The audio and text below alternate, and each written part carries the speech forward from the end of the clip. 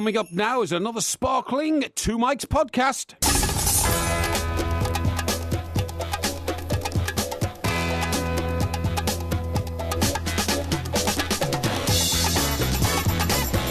Welcome to Christmas Day night with the Two Mics. He's Mike Parry and I am Mike Graham, and we're going to be celebrating Christmas for the next 3 hours. Michael, a very Merry Christmas to you. Mike, a very Merry Christmas to you, my boy. I hope you had a great time at home today with your young boys and the mother of your children, and that you were succulently planted in the bosom of your family. Are you feeling okay? You seem to be getting very, very wordy already. We've only just started. No, I'm not getting wordy. I'm just full of the Christmas spirit and joy, and I want everybody to have a feeling of goodwill. And over the next 3 hours, I want to extend my goodwill to the goodwill of the millions who are tuning in, who've had enough of family matters today, who've had enough of all the old Christmas banter and all that, and now want to find out what's really important in the world by listening to you and me. And that's what we're going to do. We've got loads and loads of guests coming up.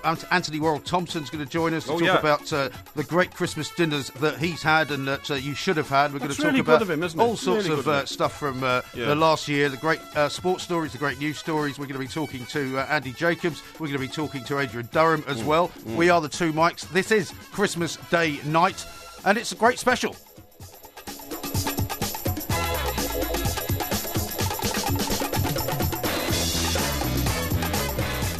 So, Mr. Parry, here we are. It seems hardly any time at all since I saw you, just before Christmas Day broke, and I don't feel as if I've had much of a sleep and much of a Christmas, to be honest. Oh, well, I'm fine. I mean, went home last night. I was then off to the family retreat. Yes. Got there in plenty of time this morning to join them all for a bit of a Christmas breakfast, you know. And then, actually, I was quite disappointed because I do feel that, you know, there's not enough sacred time within the family. You all went down the pub, is that what you're saying? Well, no, that's what I'm saying. I didn't. You see, this is exactly what I was going to get onto.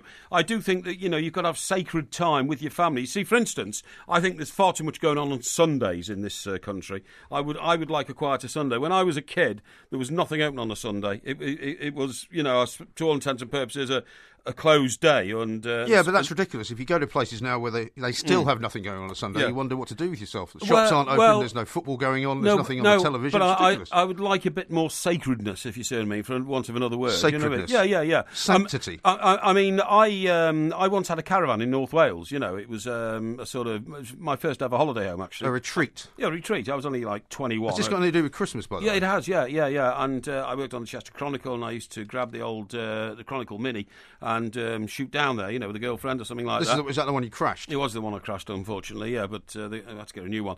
But anyway, the point of my story is, this was in this was in sort of mid-Wales, right, and nothing opened on a Sunday at all. There's still parts of Wales, I think, that are like that. No pubs, no shops, it was all to the Baptist chapel and all that kind of Christmas stuff. Day used to be like that, didn't it? Yeah, well, that's what I'm saying, and I wish it still was.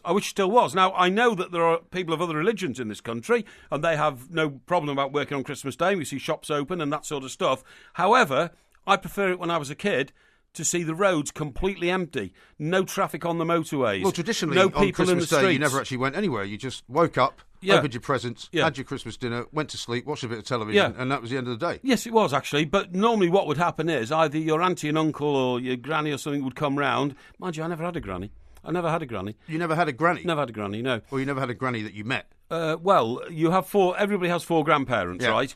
And of my four, I met... I think I did meet my mother's mother. Yeah, I did.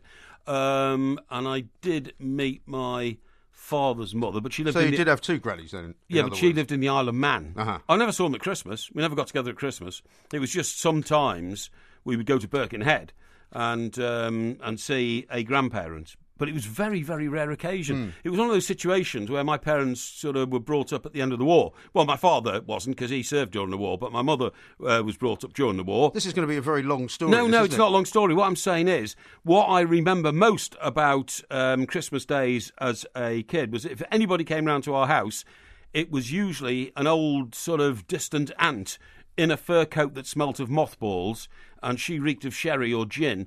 And did she bring you something nice or not really? Yeah, probably a present or something like that. Or we would go to their house. They had a big rambling house with 4 stories and an attic, and it looked like a castle and all that kind of stuff. It was great fun, you know what I mean? But you're absolutely right. That was it. You didn't go anywhere. One time we went out when I was a bit older. We went to the Chester Grosvenor Hotel for Christmas lunch. It's one of the best hotels in this country, right? You've told me about this place before. Yeah, it's a 5-star hotel, right? Exactly, owned by the Duke of Westminster, you know. But that's the thing. If you go out for lunch, you have to have people who are willing to work. You have to have people who are quite happy that's what I mean. And do business on that day. On a matter of principle, I will not take my family out for Christmas lunch because it means somebody serving on Christmas Day, and I believe everybody deserves a break on Christmas Day. So That's very nice of you. I don't like it. I don't like it at all. Now, as for the male members of my family going off down to the pub this morning, it's disgraceful, and I told them it was disgraceful. And why is it only the male members that go anyway? Well, because the female members of the family are all sitting there peeling sprouts and things. You know what I mean? Very old-fashioned. Well, maybe it is, but that's where they seem to like it. So what do you do when everybody else is down at the pub then? Because you don't peel anything, do you? No, I don't peel anything, but what I do is I sort of prepare myself for the day ahead, make sure that all the presents are in place, that the lights are working on the tree, you know, because we like to switch the lights on when we're having lunch and all that kind of stuff. Don't you have the lights on all the time anyway? Yeah, I think so, yeah, but I have to make sure that there's not a bulb loose or something, because they all go out then or something like that, you know. You know, it's a vital job. And I may go into another room in the house, it's a big house, and have a retreat moment for half an hour on Christmas Day. Because I am a Christian. Well, not meditate, just think about, you know, what Christianity means. Now, you've already told me before this that you don't actually buy presents for anybody. You always get somebody else to buy them in your place, so that when the presents are opened and you make out that they're actually your presents that you're giving, they're technically not your presents. Sometimes I don't even know what they are. Right. But I mean, I only do that because it's more efficient. I don't do it because I have a lack of feeling about the people I'm giving the presents to, but there's not much point in me going buying a present for my mother, which is something she doesn't want. So what was the highlight of the present collection this year then for you? The present collection, what do you mean? Well, what did you get and what did you give? What was the best present that actually was opened is what I'm saying. The best present I got was an exercise bike. An exercise bike? An exercise bike, Well, one of those stationary bikes? That's right, yeah. What are you going to do with that? Well, I'm going to sit on it and pedal. Are you? Yeah. What about your bad foot? What would you do with it? Well, I would probably put it in a garage and it would never be seen again. Yeah, well, you're a complete and utter waste. So you're actually going to work out on this thing, are you? Oh, definitely, because of my bad foot. And, you know, it's prohibited my walking ability. This time last year, I would have walked 3 or 4 miles on Christmas Day, across the hills and beyond, and then back again and all that kind of stuff, you know, for the exercise. But you're not going to sit on this exercise bike, are you, every single day? Oh, without shadow of doubt I am, yeah. Really? Oh, yes, absolutely, Where are you going to put definitely. Well, I'm going to put it in one of the rooms in one of my homes where I can watch telly at the same time. See what I mean? Yeah, I can't imagine you doing this at all. Oh, yeah, well, yeah. Now, because everybody who gets any kind of exercise equipment, they use it for about a month and then they just give it up. No, not everybody. I remember in New York, you bought your then wife a blinking ski walking machine. A cross-country skiing machine, that's right. Cross-country skiing machine, I remember seeing it. And it actually travelled all the way across the Atlantic with us as well. You're joking. It was a massive construction. It was. And it had took like up ropes, half the room. It had slides, it had all kinds of things and going all on. that. And I think Susan, who was then your wife, told me she used it once and then... No, she used it quite a bit. But after a while, it ended up just with clothes hanging on it. Yeah, it was just junk. Junk. That's what happens after Christmas. Everybody gets fed up with this will not be the case. Now, let me tell you something you didn't know about exercise bikes. Go on. This is very pertinent to you. And have you got the Rolls Royce of exercise bikes? I have got the Rolls Royce of exercise bikes. I thought that would be the case. But did you know this? When you go into an exercise bike shop, okay? An exercise bike shop? Yeah, because, they have to have a shop to sell them. Yeah, but they don't just have exercise bike shops, do they? Well, what else you can go into a shop that sells all kinds of other stuff as well. Well, I suppose it's a sports shop, isn't it? Yeah, I suppose so, yeah. But what I'm saying is you should go to a specialist exercise bike shop. And you know why? Because there have been cases of people of your weight, without being rude, buying the wrong sort of bike, and the minute they sit on it, the seat bends. And so have you got one where you can actually reach the pedals? Have you checked that? Because once you put it together, you might find that the pedals are a bit too far down for you. No, the seat's adjustable. Oh, the seat's adjustable. Seat's adjustable, yeah. But what I'm saying is, if you get the wrong structure of bike in ratio to your weight, you will crush the machine and the wheels won't go round. And have you had all this checked for your own weight? Oh, absolutely checked. Because some dumbbells apparently just go in and buy a bike, they take it home, and somebody like the size of, I don't know, some of our larger colleagues at Talk Sport here would just get on that bike and literally they would just crush it. And the weight of because they're very scientifically made. They have suspension. All and that has it kind come of stuff. like fully put together, or are you going to have to do that yourself? Well, you won't be able to put it together, will you? No, I won't do it. Somebody will put it together. I should think my housekeeping lady will probably do that. You know what I mean? Because you've got to well, that has to be done with great care, because otherwise that's it might fall apart. Yeah, we've got at the wrong moment. We've got to transport it back to home. But I mean, when I saw that, I thought, joy, liberation, I can exercise again and it'll be great, and I don't have to go outside, although I do like walking outside, so I'm hoping the foot will eventually clear up and I'll be able to get out across the fields again. But in between time, I've made provisions to keep the old ticker in shape. So that's what you call forward planning, Mike, something you've never done in your life. And were you expecting this present, or did you ask for this present, or did it come as a great surprise to you? Well, I knew it was coming, put it that way. Did you? Yes, I'd... You made a little list? Well, I put the messages out. There's no point in people buying you things you don't want, is there? That's true. So I made absolutely sure that the best way to make my Christmas Day joyous, apart from the fact that you're in the bosom of your family, which I've already mentioned to you, is to have presents that have some practical use in your life, okay? Yes, that's very, very good of you to give me that sort of advice. Well, I'll tell you about what I got a little bit later on. Coming up next, though, we're going to talk to... Why do you think I care? Well, because of course you care. And if you don't care, there are people listening who do care, because they want to know what sorts of presents people buy me in terms of what I would like to get for Christmas. I've got lots more interesting things I want to talk to you about. We've got lots of things to talk about. We're going to talk coming up next to a man that runs a football club called FC Santa Claus. And, of course, for them, it is a great time of year. We are the two Mikes. This is the Christmas Day night special on TalkSport.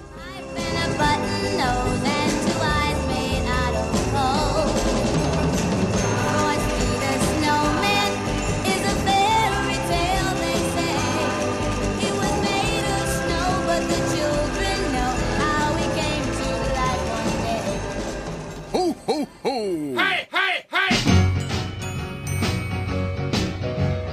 Ooh, Merry Christmas, Christmas comes this time each year.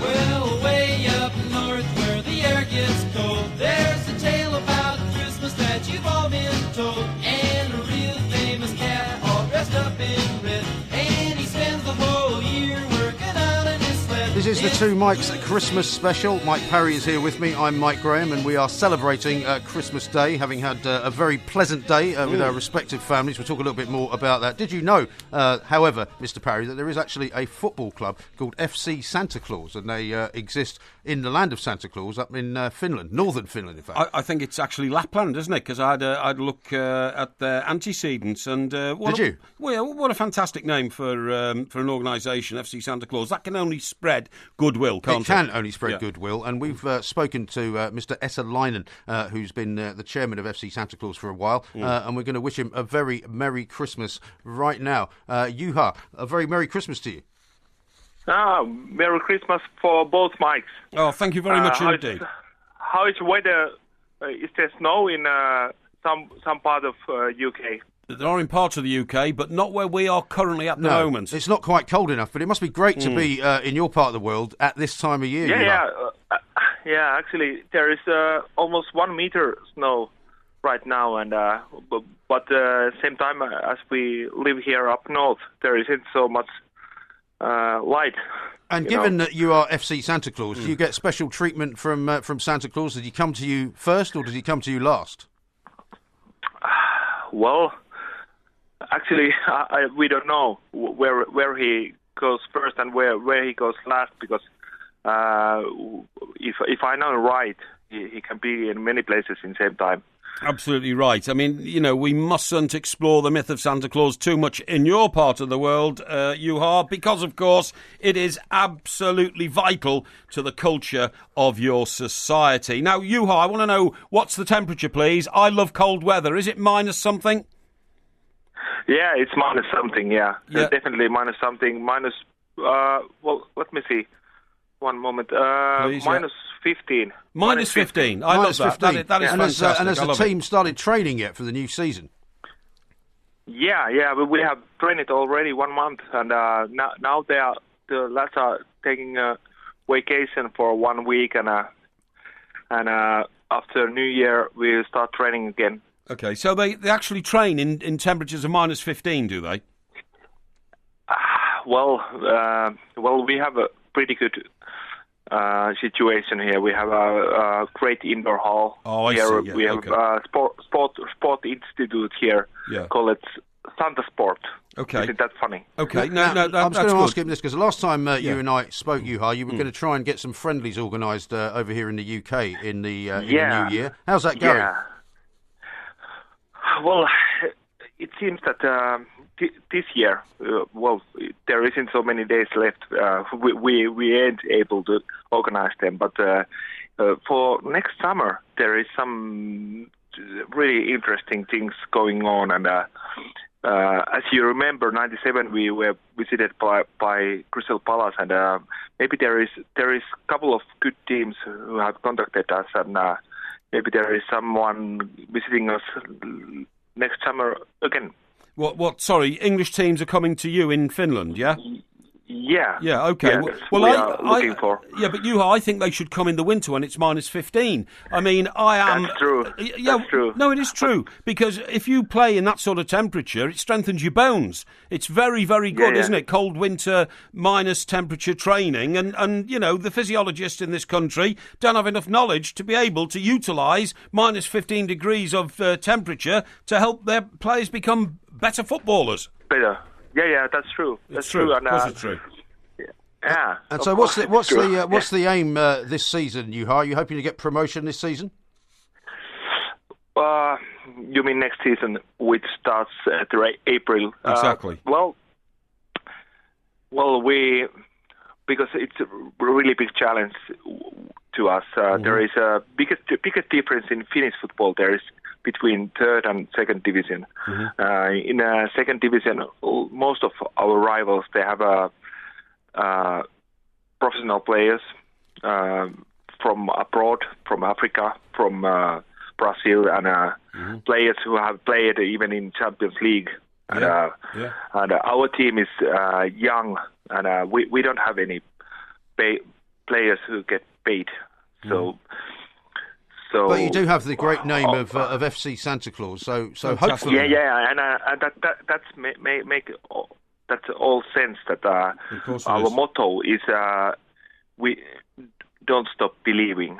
Don't stop delivering. I like it. Don't stop believing. No. Don't stop delivering. Stop believing. No, don't stop delivering is the Santa Claus motto, I think, isn't it? Yeah, don't stop believing is the motto of the club. That's absolutely you are. Thank you very much indeed for joining us, and have a very happy Christmas. What's left of it in that part of the world? Don't stop delivering. Actually, would be a great slogan for Santa Claus. It would be absolutely. Do you know, would not be, however, a great slogan. I'm going to move to one of these countries one of these days. Surely that wouldn't be very good for your bad foot, though, because if you have got gout or you've got some kind of problem with your bones or your circulation, that would make it worse. Haven't you seen what these footballers do these days? They go into these chironegic. What's it called? Chironegic. Cyrogenic. Cryogenic. Isn't it cyrogenic? Cryogenic, maybe. What's it called? Cryogenic. Cryogenic. That's it. They go into these cryogenic tanks and they stick their feet and their legs in them to harden and toughen their bones. So it would be very, very good for the foot. I mean, there wouldn't be a problem at all. I thought that cryogenics thing was about preserving your body into the future, and like having your head removed and having it put back on another body at some point in the future. It's all mad. I mean, that's thousands of years in the future. But what I'm saying is the actual practical application of rooms which are so cold that you've got dry ice wisping around all over the place is to try and help you heal broken bones. Well, we heard, did we not, this year, damaged ligaments. That Andy Murray used to go into an ice bath. That's right. After every game that he's played of tennis, which sounds absolutely horrendous. And that's what footballers do all the time, jumping into ice baths and all that kind of stuff, because it does help. What's the coldest temperature that you've experienced? I think the coldest I've ever been was in Chicago when I was there in the middle of winter, and it was one of those terrible snowstorms where you went outside and actually the scarf I was wearing froze completely like a rock. Yes. And you were warned actually not to go out. And I think it was something like minus 20 degrees Fahrenheit, which, if you can imagine what that would be centigrade. We have been in Manhattan when it's been minus 35 with the wind chill factor,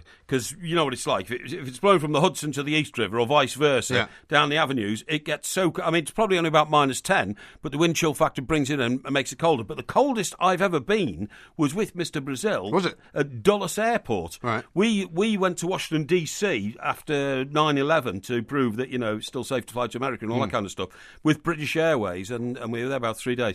It was so cold, it was impossible almost to go out. But in the end, of course, you have to go home. And we took a stretch limo out to Dulles, and then we got out of the car, and for some unknown reason, we couldn't get into the airport for security reasons.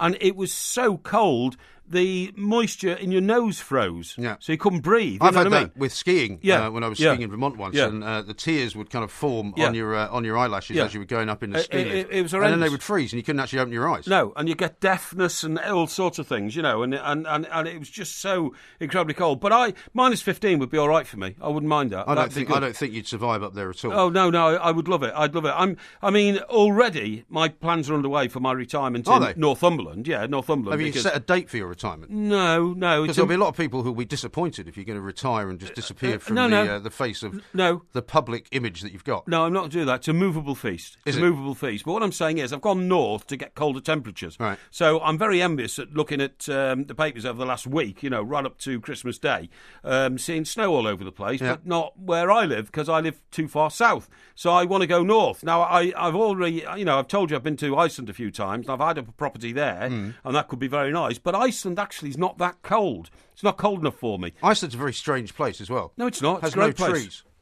There are no trees in Iceland. Because it's got no trees, because it's a volcanic rock. Yeah, exactly, and it might at some point or other just explode. Well, it has done, hasn't it? To exist. I mean the whole island. Well, it might do, but I mean, we know a few years back, don't we, that the volcano on Iceland got all active again, throwing out sulphur and all that kind of stuff. Which has got a very unpronounceable name. Yeah, or whatever it's called. And it's like, but it's a beautiful island and beautiful people. It's got the highest per capita wealth rate, affluence rate in the world. But they had that big problem, didn't they, with the banks? Well, they had a huge problem with the banks, but I think that's all cleared up. I think they've gone over that and got good again, you know what I mean? But you go down the main street in Reykjavik, and the only shops are, Dolce & Gabbana, what's the bag company called? Louis Vuitton. That's all you get. I mean, there is no Marks and Spencer in Iceland. That doesn't surprise me. It's too like down market for the Icelandic people. Well, it's also not an Icelandic company, is it? What isn't?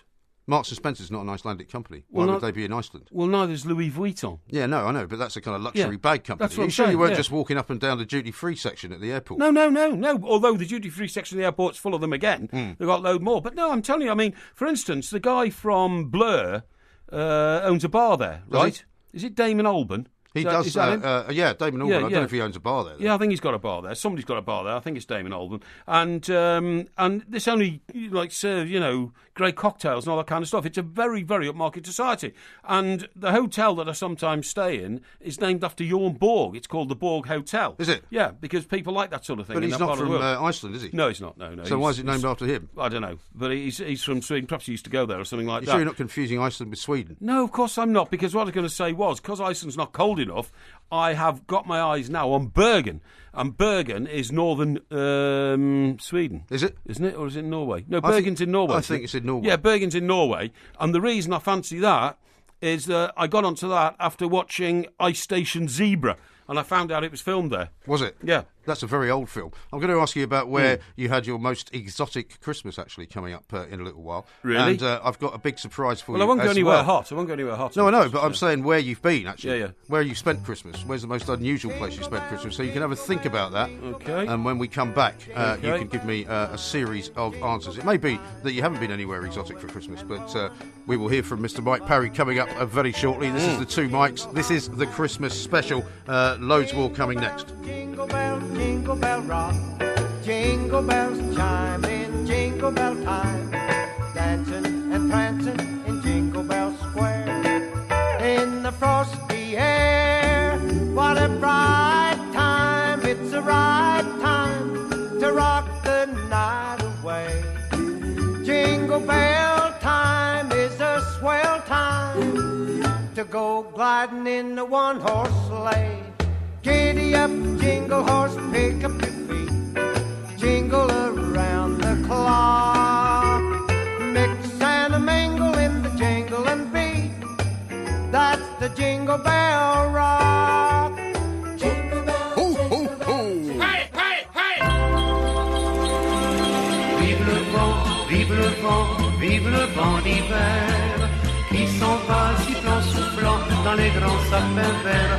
Oh, vive le temps, vive le temps, vive le temps d'hiver, boule de neige et jour de l'an, et bonne année grand-mère, joyeux, joyeux Noël. Bit of an international feel there, Mr. Parry, for What's the that, French? Christmas songs. Yeah, it's Jingle Bells in French. Oh, really? That's quite nice. I quite like that. It is quite nice, isn't it? Because I know you're not one of the great admirers of the French. But No, I am. Have you ever spent Christmas in France? I spent Christmas once in, I think it was Lyon.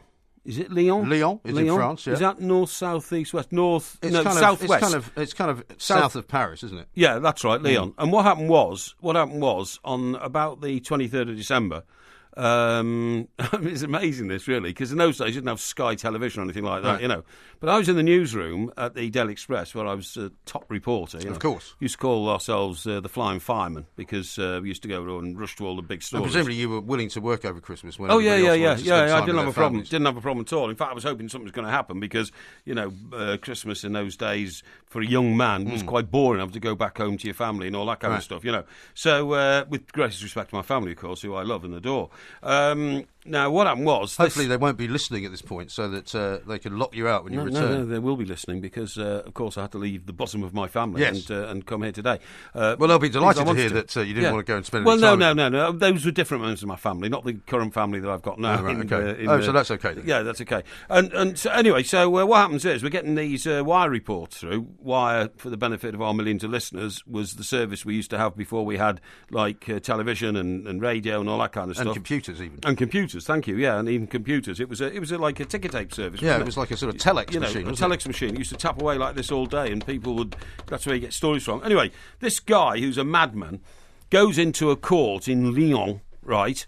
And he's the defendant, but he leaps out the box, runs up to the judge, straps a bomb to the judge, and holds a gun to his head, and demands a helicopter to and £1 million francs. And this all happened on the 23rd of December. Yeah, it happened on the 23rd of December. Yeah. How bizarre. Yeah. So anyway, the Flying Fireman will get over there. I get over there, you know, and it was absolutely freezing. We were talking about temperatures before. It was about -6 or 7 or something like that, and I'd gone in just a suit because it was very mild in London. Right. And in fact, I remember actually how I got there. I drove to Heathrow in a company Cortina. That was my company car. Right. You hadn't managed to crash that one yet then? No, but I lost it for other reasons, because what happened was, in those days, there were nothing like the security arrangements at Heathrow that there are now. So I drove right up to the doorway into Heathrow, got out of my car. I didn't even switch the engine off. I left it because I only had 10 minutes to get my flight to Paris, okay? And I wanted to be the first to get there, as always. I always was known as... Surprised you could actually get a flight at that point. Yeah, why? Well, because at Christmas, flights are really, really hard to get to book, aren't they? In those days, we had 4 people working on the travel desk. Did you know that? I know. It was utterly unbelievable. So somehow they got me this flight. So anyway, I didn't even switch the engine off. I just left out the car. I ran in through the door. I ran down, the moving walkway, and then onto the next moving walkway, and then I sprinted through the lounge. And they were just literally about to close the gate, and I dashed down the, the arm, whatever you call it, that swings over. The walkway. And the girl was actually pressed the button, and the door on the plane was closing, and I leapt in just before the door closed. You know, you've seen that film with, what's his name, when he rolls, the guy with the whip. The guy with the whip? Yeah. Antonio Banderas? No. Harrison Ford. Oh, Harrison Ford. Yeah, what's it called? Indiana Jones. You know that one where... I've never seen him jumping on a plane. No, but have you seen him when he had to leap across the ravine and roll under the door that was coming down? Yes. Yes, and they had the golden goblet or something, Anyway, it was similar to that, right? Similar to that. And I just rolled into the plane, literally, and just sort of got in there. And the door closed, and the stewardess was a bit shocked and all that. But they couldn't get me off the plane again because the plane is now locked up and closed. They shut the door behind you? Shut the door behind me, yeah. So anyway... Nowadays, you'd get arrested for that sort of behaviour. Yeah, you would. You would definitely. You would definitely get arrested for it as a security risk and all that, okay? So, anyway, the plane takes off on its way to Paris. I didn't have any francs or money or anything. So I walked up and down the plane and said, "Hi, everybody. Sorry to bother you. My name is Michael Parry. I work for the Daily Express. I'm on a mission to track down a crazed criminal who's going to assassinate a judge in Lyon. Could somebody please lend me some money?" And how did that go? Well, most people ignored me, but one chap sort of waved me over and said, "Look," he said, "it's very interesting and all that. How can I help?" So he said, and gave me 200 francs. And he worked for Barclays Bank, by the way. For Barclays Bank. But he did. He was a banker. Then he said, "I've got some francs. Can I?" I said, "Yeah." I said, "Will you take me on trust that I'll give it you?" Yes, said, "I will." And so got to Paris. And then, why didn't you just get money from the office sent over there when you got there? You could pick it up. I didn't know where I was going. I didn't have a clue where I was going. I knew I was going to Paris and then on from there, you know what I mean? Right. So in Paris, phoned in, no mobile phones in those days, get on the plane to Leon. Got on the plane to Leon, got down in Leon. So in Leon, it was about -5 or 6. So the point of this story is this. Yeah, you're going to have to get to the point of the story because I've got a surprise for you. Okay. I like surprises. So waiting outside the courtroom for a whole day and then a night and then the next day, and I thought, I've got to go and get a coat. It's so cold, I'm going to freeze to death. So I went and got the coat because I, arranged for one of the lads to cover for me, as we do in that sort of situation. You can't watch everything 24 hours a day. Of course not. And I bought this, what's it called now? A puffer coat. It's like a parka or something like that. No. It was like putting... like a down coat. Like a down coat, that's it. It was like putting a duvet on, okay? Right. And I hope I'm not going on too long, am I? You are going on too long, actually. So I put this duvet coat on. So I walked back from the shops to the scene of the crime in the courtroom. And as I got there, for some unknown reason, everybody else, and there were dozens, if not hundreds of journalists from around the world. This siege had been going on now for 2 days, And so the guy was still inside? He was still inside. Well, I thought he was still inside, but that was my mistake. Because when I got back, everybody was kneeling down on the ground, and I thought maybe they're all tired or something. But in fact, he'd come out onto the terrace, and I looked up, and then I heard him shouting in French. But what I didn't know he was shouting was, I hate all journalists because they haven't taken my message to the world. I'm going to kill you all. He then levelled a gun, and he fired the gun. And I saw the flash of light. And the next minute, I heard a whoosh, and the bullet hit the wall behind me, right? Blimey. Oh, yeah, absolutely. So anyway, if he'd been a bit taller, he would have actually killed you. He would have killed me, without shadow of a doubt. I'd have been dead. So anyway, adopting the old roll procedure. So you're doing a lot of rolling at this point. I do a lot of rolls around, yeah. I dive forward and roll, but unfortunately I rolled over into a pit of cement, wet cement. Because before we got there, they'd been resurfacing. This story is absolutely unbelievable. I know. We've only got a 3-hour show going. Yeah. Hang on. So I roll over into this pit of cement, right? Yeah. And I'm lying in this pit of cement with my new down coat on, but I'm unable to get out because the coat is obviously attracted to the cement. Anyway, a few of the boys hauled me out, okay? And then guess what happened? Because I literally couldn't imagine what happens next. During the course of the next 2 or 3 hours, the wet cement on my coat hardened into hard cement, so I became Cement Man. Do you see what I mean? No. This story is taking on ridiculous proportions. Honestly, it was. Incredible. Yeah. So anyway. So it got very heavy, presumably, and you had to lie down. It got so heavy, I had to take it off. It was like walking around with a wall on your back, you know what I mean, because of the cement. But the best part of the story is yet to come. I go back to the hotel where I'd been staying, and it was run by a nice couple. It was one of these, like in France, they have these sort of bed and breakfast. Yeah, pension. Pension, that's right, whatever it's called. Anyway, I went in and showed her my coat. She said, it's terrible and all that. It's your new coat and all that. She said, I'll try and clean it up for you. I thought, it's rubbish. About 3 weeks later, a post office van arrived at my flat in Enfield in North London, and knocked on the door and said, this is for you. It's funny. Came from France. The woman had cleaned the coat up completely. It was completely free of cement. It was a brand new coat. And sent it all the way back to you? Sent it all the way back to me. Did you send her money? Of course I did. I sent her letters and money and everything and thanked her. But, isn't that nice? So that's one reason why I like the French. I only asked you if you'd been anywhere else for Christmas. And that happened on Christmas Eve. That happened on Christmas Eve. Incredible. So you spent Christmas in France. I daren't ask you another question because what we have is a little surprise for you. I'm hoping that you haven't used up all of the time because rather than buying you an actual Christmas present, what I thought I would do is let you hear things that perhaps you never hear because you complain all the time that we're always playing back stuff that you've said. Okay. Here's some stuff that I said. This is my Christmas present to you. Excellent.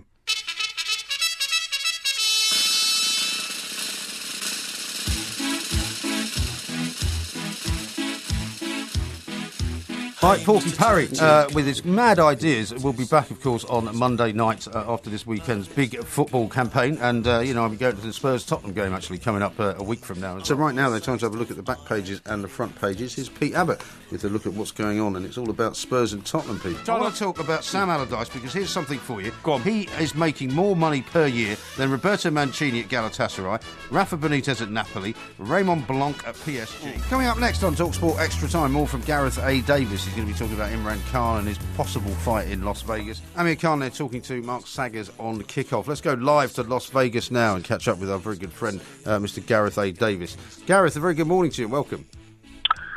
Hello, thanks for calling. Sorry I'm not here. Please leave a message and I'll get back to you. Well, that's just not good enough. I'm not going to leave a message because I'm on live radio. Let's now talk to Russ, who is in Lichfield. Hello, Russ. Oh, all right, Mike. I'm very well indeed. How are you doing? I don't suppose you could come back to me after the next caller, could you? I'm just... I'm in the middle of making a brew, mate. Let's talk to Stan, who's down in Brighton. He's a Liverpool fan. Hello, Stan. Hi, mate. Yeah, hi. It's Dan, by the way. Sorry? It's Dan. Stan? Oh, not Dan. No, Dan. It's Dan. Yeah. But also Shay Given, hopefully will be joining the boys as well on his decision to leave Aston Villa and England. And if you're a parent and your kids are not getting any exercise, then I'm afraid you are failing them in many, many ways. Let's talk to Keith, who's in Birmingham. Hello, Keith. How are you doing? Keith, are you there? I think Keith's gone and put me on hold.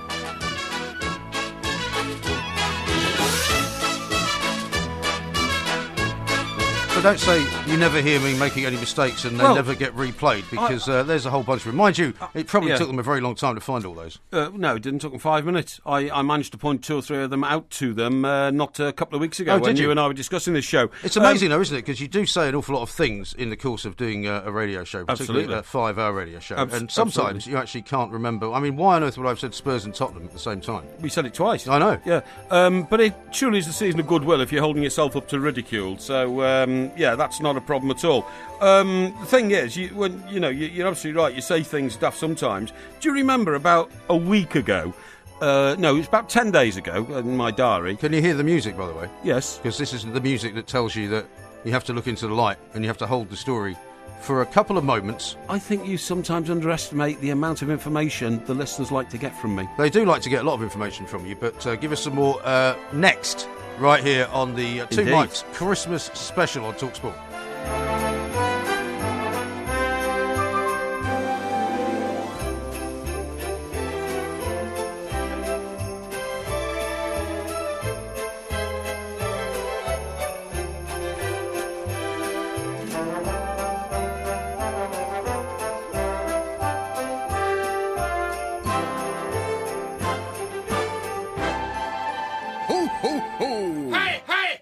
So this is Christmas, and what have you done? Another year over, and you won't just begun. And so this is Christmas. I'm assuming, Mr. Parry, that this is your favourite of all the Christmas songs that get played over the course of the season. It brings tears to my eyes. It brings tears to my eyes, honest to God. The loss of John Lennon has been highlighted, Mike, over the last few weeks by an extraordinary interview done with Chapman's wife, who still lives in Hawaii. Right. And the revelation... I think this first appeared in, I think it was the Mail on Sunday, and another paper's picked it up. Such an extraordinary story. She was married to him at the time. His name's Mark Chapman. Mark Chapman, yeah. She was married to him at the time that he assassinated Lennon in the most cowardly fashion. He shot him in the back 4 times. Didn't even face up to him or anything like that. Wait until he turned away, didn't he? Went until he turned away, and then kneeled down on one knee and said, "Mr. Lennon," just as Lennon was turning, bang, bang, bang, bang, shot him 4 times, right?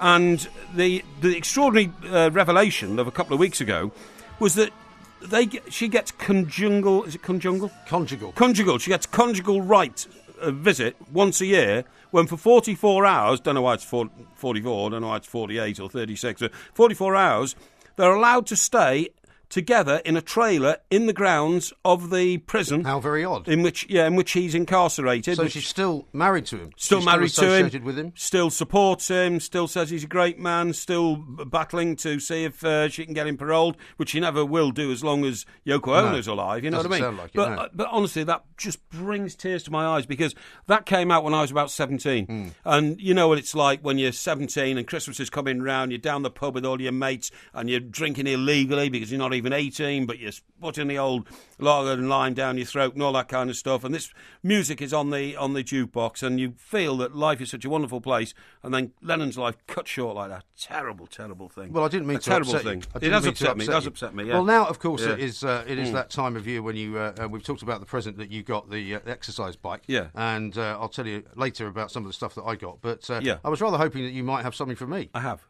Have you? I have. Have you brought it with you? It's in the bag here. Is it? Get it out? Yeah, go on, get it out. What have you got me? Well, it looks big, right? Yeah. Big-ish. It does look big. But, look, I can squash them in and out. Uh-huh. So what on earth could it be? Solid on the bottom here. Right. Wobbly on the top. Expensive or not very expensive? Pretty expensive, but anyway, look, I'll get them out. That looks like Wellington boots. Wellington boots? A pair of Wellington boots. Why have you bought me a pair of Wellington boots? I brought you a pair of Wellington boots, which I will clap together like that, because you live in a shack in the middle of a field in Sussex, and you're always whinging about when you take the dog out for a walk across the battlefield of the Battle of Hastings, how muddy it is. It is very muddy. So I've already got a pair of Wellington boots because it's that muddy. I've got you a pair, and they're multicoloured. How do you like them? They look a bit odd to me, but they're always welcome as long as they're the right size. You don't sound very grateful. Well, because I don't Hang on, expect you to buy. You just said it's a good idea to make sure that what you don't buy for someone is something that they don't particularly want. You don't look very grateful at all. I've got you these boots to try and help improve your life. Yeah, but how do you know what size my feet are?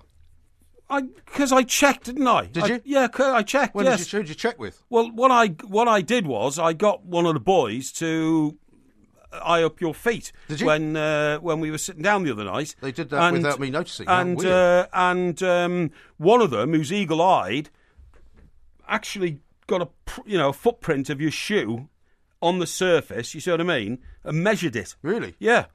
You put quite a lot of work into this. Size 10. Size 10 is absolutely right. There you go.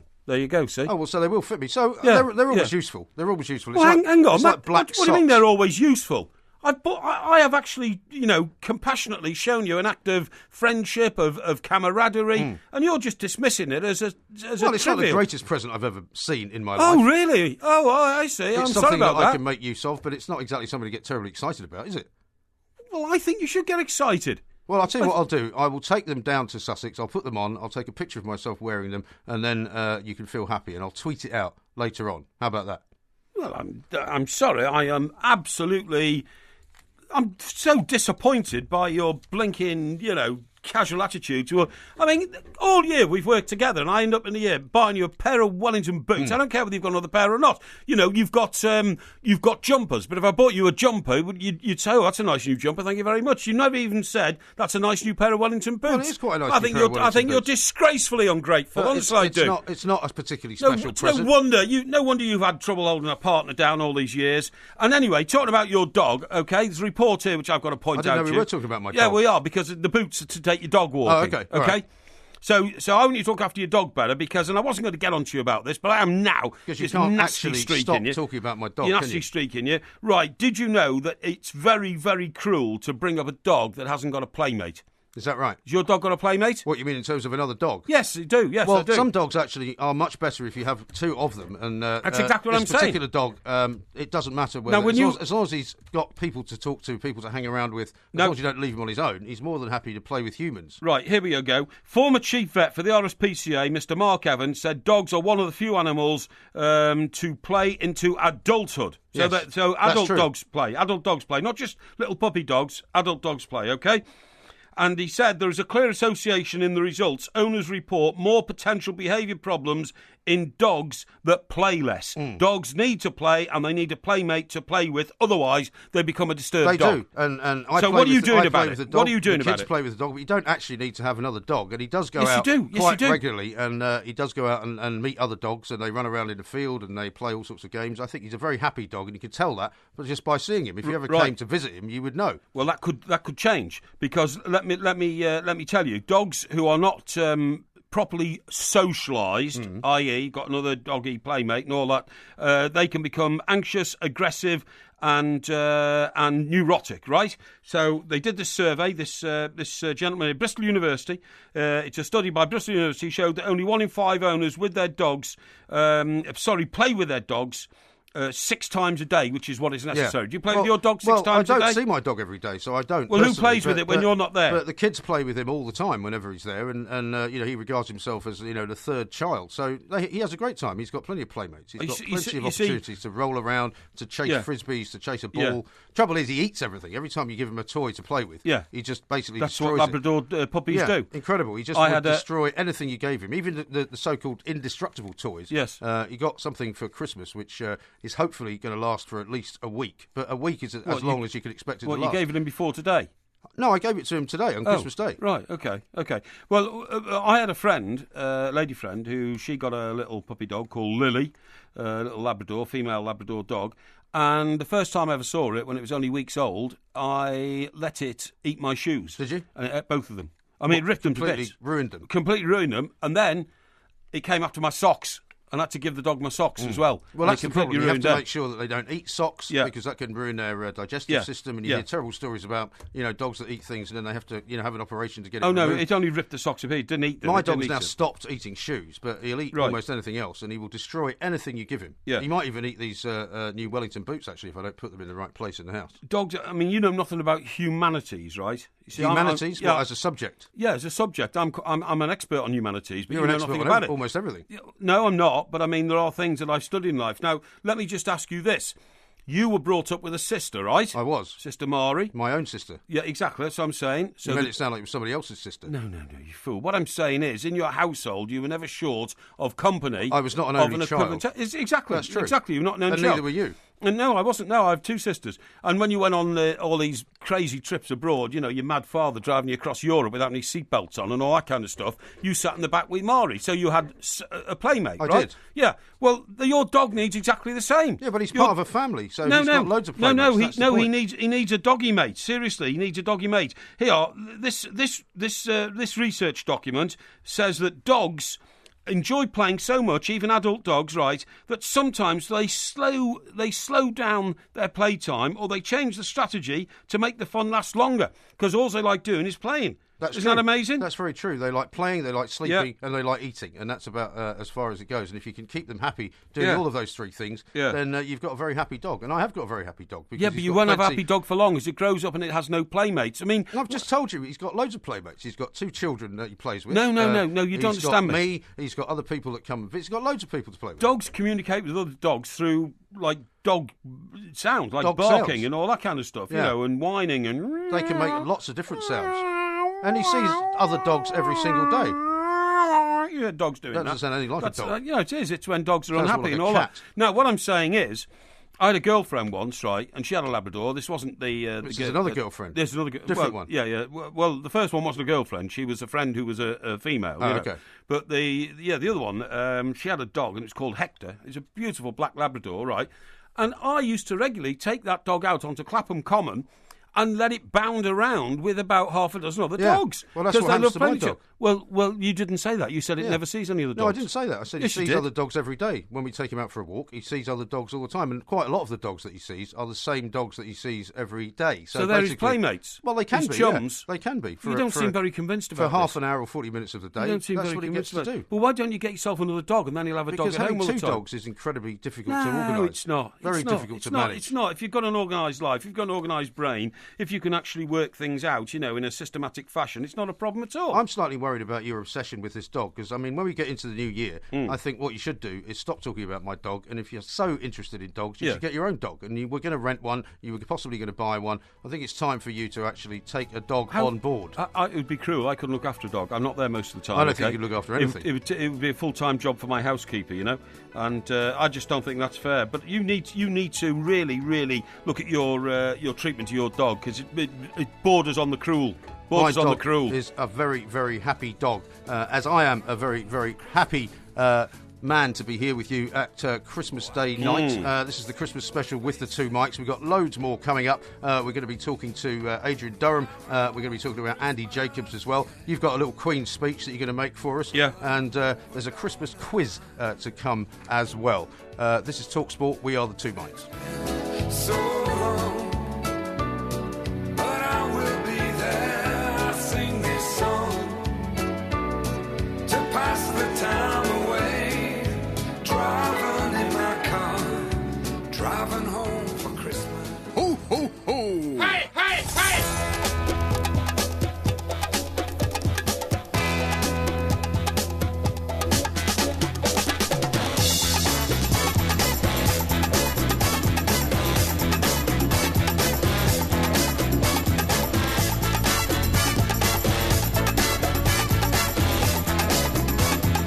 This is Talk Sport. We are the 2 mics. You're listening to the Christmas special. It's a fantastic Christmas day.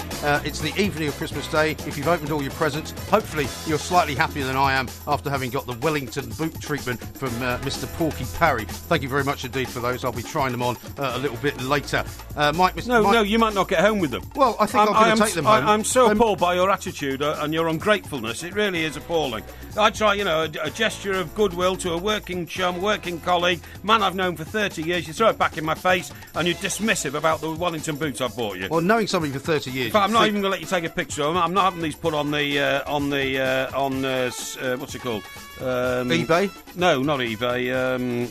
My head's gone blank. Your head's gone. Take a little break because the music's still playing. Coming up in this hour, we're going to be talking to Andy Jacobs, we're going to be talking to Adrian Durham, and we're going to talk about the big sports stories that caught our attention this year. We are the two mics. This is Talk Sport.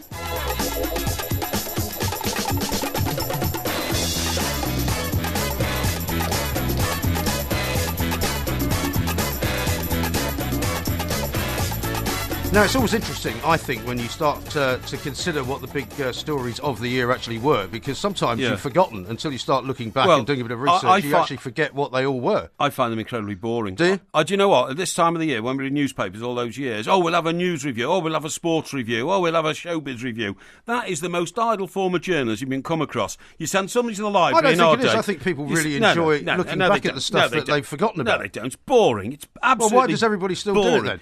Because, I don't know. Are you saying you don't want me to ask you what your favourite sports stories of the year were? No, I don't. No, because I'm not going to tell you. So you're not going to volunteer anything at all? In those days, right, when people only had access to information through newspapers, they'd, look at that. And the other one, which really gets me, is those that we've lost this year. Yes. And all these people have died. Well, people do die. They do. But it's always nice to remember them. You're a man that has absolutely no kind of sentimentality at all. You have strange sentimentality about things like dogs and Tommy the Chimp and all of that, but you have no normal kind of sentimentality. Well, I don't stuff think that's happened. Well, human beings don't need sympathy. Human beings look after themselves. Dogs can't look after themselves because they can't speak. Chimps can't look after themselves if they're locked up in cages in New York. But a human being has the greatest ability of any living organism in this world. Living organism? Yeah. Do you mean organism is what you mean by that? Organism. You've already been on yeah. Sorry, yeah. The greatest Freudian slip, living organism. Yes, that's right. Yeah, and they can cope with themselves. Now you say, well, hang on, if this bloke got captured by terrorists and was being tortured, he can't exactly cope for himself.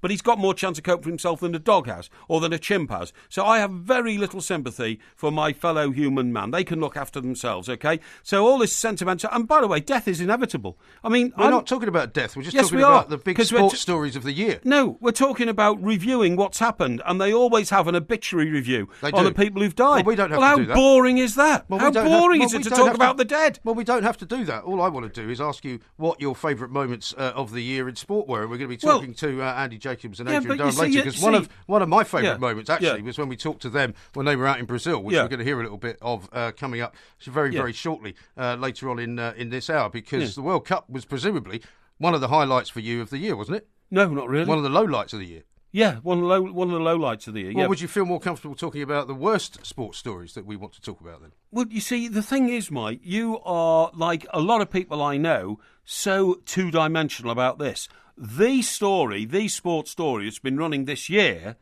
is the rise and fall of Brendan Rodgers. Now, that didn't happen on one day in April. That didn't happen on a Sunday afternoon in August. That has been happening since January the 1st. Is it still this year? It says, this year, and will keep going on. The other great story is the fall and rise of Manchester United. Now, again. Well, David Moyes was still the manager of Manchester United this time last year, Exactly. And look what's happened in the 12 months since then. Yeah, incredible. So do you see how I can take on a situation and see it in a 3 or 4 dimensional way, whereas you can only see it in 2... in fact, actually, you're one-dimensional. But what you're saying is because it's happened, then you're no longer interested in what happened before, and you're only looking to the future. Is that what you're saying? No, I'm interested in how the story is building every day. Well, why not predict what you think is going to happen in the next, 6 months or something like that? I could do that, but that would be a bit unfair because you don't like to speculate about people's futures and people's jobs. It would be very difficult to do. And if you got it right, that would be amazing as well. Well, I don't want. You wouldn't want to boast about that. I got it right. Brendan Rodgers would be sacked by March, and all that. I mean, this is all very well, Mike, sitting down here and talking about that, but I want to talk to you about real things that are happening in life, okay? Well, for instance, okay. Now, we were both... This is not going to be another one of those stories where you end up in a cement jacket somewhere in a foreign country. No, we were both able to get a car up to work today, very kindly provided by the management, because, of course, it's Christmas Day, and they anticipated we'd be sitting down with our families and having some nosh, and perhaps the odd glass of sherry. couple of glasses of sherry, perhaps. Now, but did you have a sherry glass is of not, sherry? No, sherry's never been my drink. I've never really actually... I like sherry. Really? I bought my mum a case of sherry for Christmas. I do every year, yeah. And I enjoy... And how long does it take her to get through that? Or do you get through it takes her all year. So like one bottle a month? Yeah, something like that. She has a glass every couple of nights or something, at their dinner or something like that. Now... I've always associated sherry with sort of nuns and monks and that kind of thing. No, I don't know why, but I actually do enjoy a bold glass of sherry. I mean, I wouldn't want to drink 2 bottles of it, but I do. But when do you drink it? Do you drink it before dinner? Do you drink it after dinner? When did you have it today, for example? Did you have it I had during a sherry. Christmas lunch? I had a sherry before lunch today. Sherry before lunch. But and by the way, I tell you where I drunk most sherry, at Lambeth Palace. Oh, yeah. Which is just down the road from here, and it's the home of the Archbishop of Canterbury. And what we used to have there was meetings. When I worked for the Press Association, we had meetings which, because the Press Association is the national news agency, they have to have access to affairs of state, yes. Particularly involving the royal family. And they're almost a kind of official outlet, aren't they? Absolutely. For a lot of these announcements. Well, certainly for the royal family. Well, that was why I was always amazed when you were working there, because normally people would say, don't believe it until you've seen it on the Press Association. That's right. And your history in newspapers would hardly have prepared you for that, really, Not at all. because you were somebody who wrote a lot of stories that nobody else had got. Not at on all. the grounds that you'd either slightly fabricated them or you'd slightly embellished them. No, you see, that's a terrible slur on my character. I've never been sued by anybody in my life except Kate Adie. Except for Kate Adie. And that wasn't my fault, because somebody changed the story, and I was much more damning about Kate Adie when it came out in print than I had been myself. Right. But that's by the by. But no, the reason we used to go to Lambeth Palace was to talk to the Archbishop's men about upcoming matters involving the Queen and all that kind of stuff, right? And they Briefings. always... Briefings, that's right, yeah. But they always got the sherry bottle out, and more than one. I mean, they do like a drop of sherry, some of these high churchmen, Well, it is a very kind of... that's what I'm saying. It's associated with kind of nuns, with but anyway, we had people in the church, that kind of thing. We had a chap at the PA who used to go along with me, and he's retired many years now, but he was a bit old then. And we used to have to carry him out. I mean, he used like getting stuck into the sherry, like it was, It's a kind of an old-fashioned drink, though, isn't it? But anyway, look, the reason I talked to you about that was because, as usual, keep my ear to the ground on trends, social trends, modern trends in life, is that sales of sherry this year have dipped for the first time since the Second World War, but sales of champagne and gin have gone up by 15% each because... Because champagne's getting cheaper, possibly? No, it's because of what you've just said. The image of sherry now is becoming so dated and so antediluvian and so sort of, well, hang on, isn't that for old people only? Young people won't drink it anymore. Yeah. So it's not... it's like my elderly aunties, one of whom, actually both of them are now dead, but they came to visit me once in the West Country when I lived down there. Right. And I didn't really know much about sherry, and I asked for a sherry when I took them to the pub. Yeah. And the guy behind the bar said, would that be a schooner? And I said, yeah, OK, whatever. And apparently a schooner is a massive glass of sherry. Yeah. And I brought them the schooner each, and they both got slightly the worse for wear, having just had one of them. Yeah, well, you feel better in that sort of condition. It's fortified wine, basically, isn't it? Sherry? Yeah, I suppose it is, I suppose it is. That's why whiskey is the colour it is, because I tried to tell you this a few weeks ago. You did tell me this, because the barrels were all stained from sherry. From sherry. That's right. Whiskey's... I mean, you've seen, Potsheen in Ireland, right? Yeah. I got terribly drunk on it. Isn't that clear, though? That's what I'm saying. It's clear, but that is pure whiskey. It's potato whiskey. Right. And that's what whiskey is. And then when it goes in the barrels and it starts soaking in the colour of the sherry from the wood... because they added something to it. No. Well, they do now, but I mean, that's originally how it became coloured, OK? No, I brought home a bottle of Potsheen once when I was in Ireland covering the visit of the Pope. It can make you go blind, that stuff. It can. If it's a really rough one, it can. But this was official Potsheen. It was endorsed by the Irish state. It was in a clay jug. Brought it home, put it on top of the telly. My mate came round, and I said, right, OK, have yourself a glass of Potsheen, mate. I'm just going to have a shower. We were going out that night, probably to... entertain 2 lucky young ladies or something like that, you know what I mean? And anyway, every one of your stories mostly involves drinking. The only one actually that was amazing that you've told so far in the whole history of the stories you've told was that strange one about going to France and the cement jacket. Yeah, there was no drinking involved in that one. Well, there was, but I didn't mention it. That's all. Okay. But anyway, the point of the story is my mate got stuck into the Potsheen, and by the time I came out of the shower, he was cross-eyed. He was literally cross-eyed. And I said, what have you done? And I looked at him, and he'd drunken half of this stone, jug of pochine, and he was ill for 2 days. You've got to be very careful. But anyway, look, what I'm saying is champagne and gin have taken over. People don't drink sherry anymore. You have to say to yourself, how long will it be before sherry is completely out of fashion and nobody drinks sherry anymore except people like my mum, who now is of a very elderly, respectable age. Okay? Yes. The other thing that's gone out, I saw this in a Christmas survey, people, for some unknown reason, not eating as many Yorkshire puddings. I can't understand that. I love Yorkshire pudding. Yorkshire pudding is not something you normally have on a Christmas dinner, though, is it? We're going to be talking later on. People have beef with their Christmas dinner as well as turkey. Yeah, they do. A lot more people have beef these days. Well, we'll talk about food coming up a little bit later on. Le Boeuf, perhaps. But coming up next, we're going to look at some more of the big stories that happened throughout the course of the year. And even though Mr. Parry doesn't want to talk about it, we're going to get stuck in to the World Cup, amongst other things. This is Talk Sport.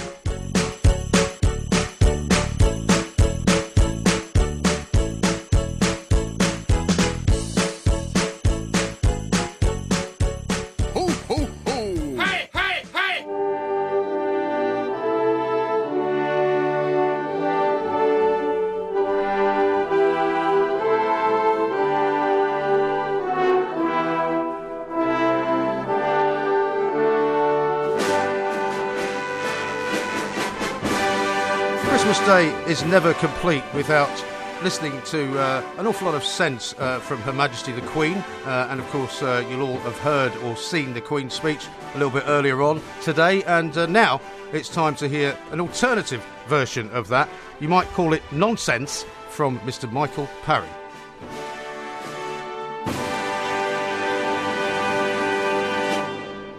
Thank you for that introduction, Mr. Graham. Now, if you would all please just sit there. If you're sitting comfortably, I'll tell you what the alternative programme of events should be for the forthcoming year, OK? First of all, we're going to cancel HS2. HS2 is this ridiculous scheme to build very expensive railways around Middle England from London to Birmingham in an effort to, according to those who support this, in an effort to stimulate the economy of the Midlands and then further north to Leeds and to Newcastle. It's all rubbish and nonsense. It won't work for two reasons. Firstly, it's massively expensive. It will only increase the time of the journey from London to Birmingham by something like 11 minutes, but it will have the reverse effect, as these things always do.